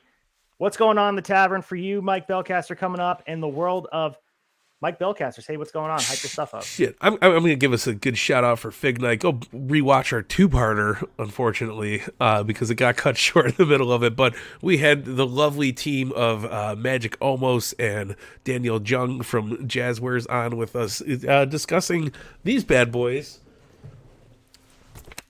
The Supreme Edition Cody Rhodes and Britt Baker figures, and just talking wrestling and fandom and everything else in between. They were politely asking where the fuck Ace was, and I had to say we do the good shit. We do Shot of Nostalgia. We do the wrap up. We're just he's not the figure guy yet. We're gonna work you into there eventually. But yeah, man, go check that out. Join us for everything coming up next week. We got less than 2 minutes to go. AEW wrap up, Fig Night. Hopefully I should be on the wrap up next week. GCW and Applebill, fucking obviously Shot of Nostalgia. You're watching it live, pal. And yeah, brother, that's it. That's what we do here, right? All right. As we close it up, make sure you guys check me out. We'll have a Turnbuckle Tavern table at the 2022 Gold Rush Rumble. 20 competitors, 1 winner. Saturday night, October 15th. Get your tickets, victoryprowrestling.com. I'll be there selling shirts, giving out stickers. Come say hi. And of course, come check out Halloween Haunted Havoc that Friday night, October 21st, 2022. I can't tell you exactly what I'll be doing there, but I'll be involved in the show. Come say hi to me. Deer Park, the NYWC Sportatorium is going to be a great night of wrestling led by some great matches, Miracle Generation versus PPA. And of course, we have Above the Rest versus the Brick City Boys. $35 front row, $25 general admission, 435 Brook Avenue, number 13, Deer Park, New York. Come check it out. Doors are at 7 p.m., bell time at 8. Come say hi. I'll be in a suit jacket just like I am today. That's the only hint I'll give you guys. Come see me and, spend some time with independent wrestling because that is the heart and soul of wrestling business and the pipeline of what drives this business. And, I'm passionate about independent wrestling and you should be too. It's a great thing. Damn right. Could have said it better. We got Eric Bischoff in my ear because we got the NWO attacking me. I'm being pulled in different directions. We got to go. We're out of time.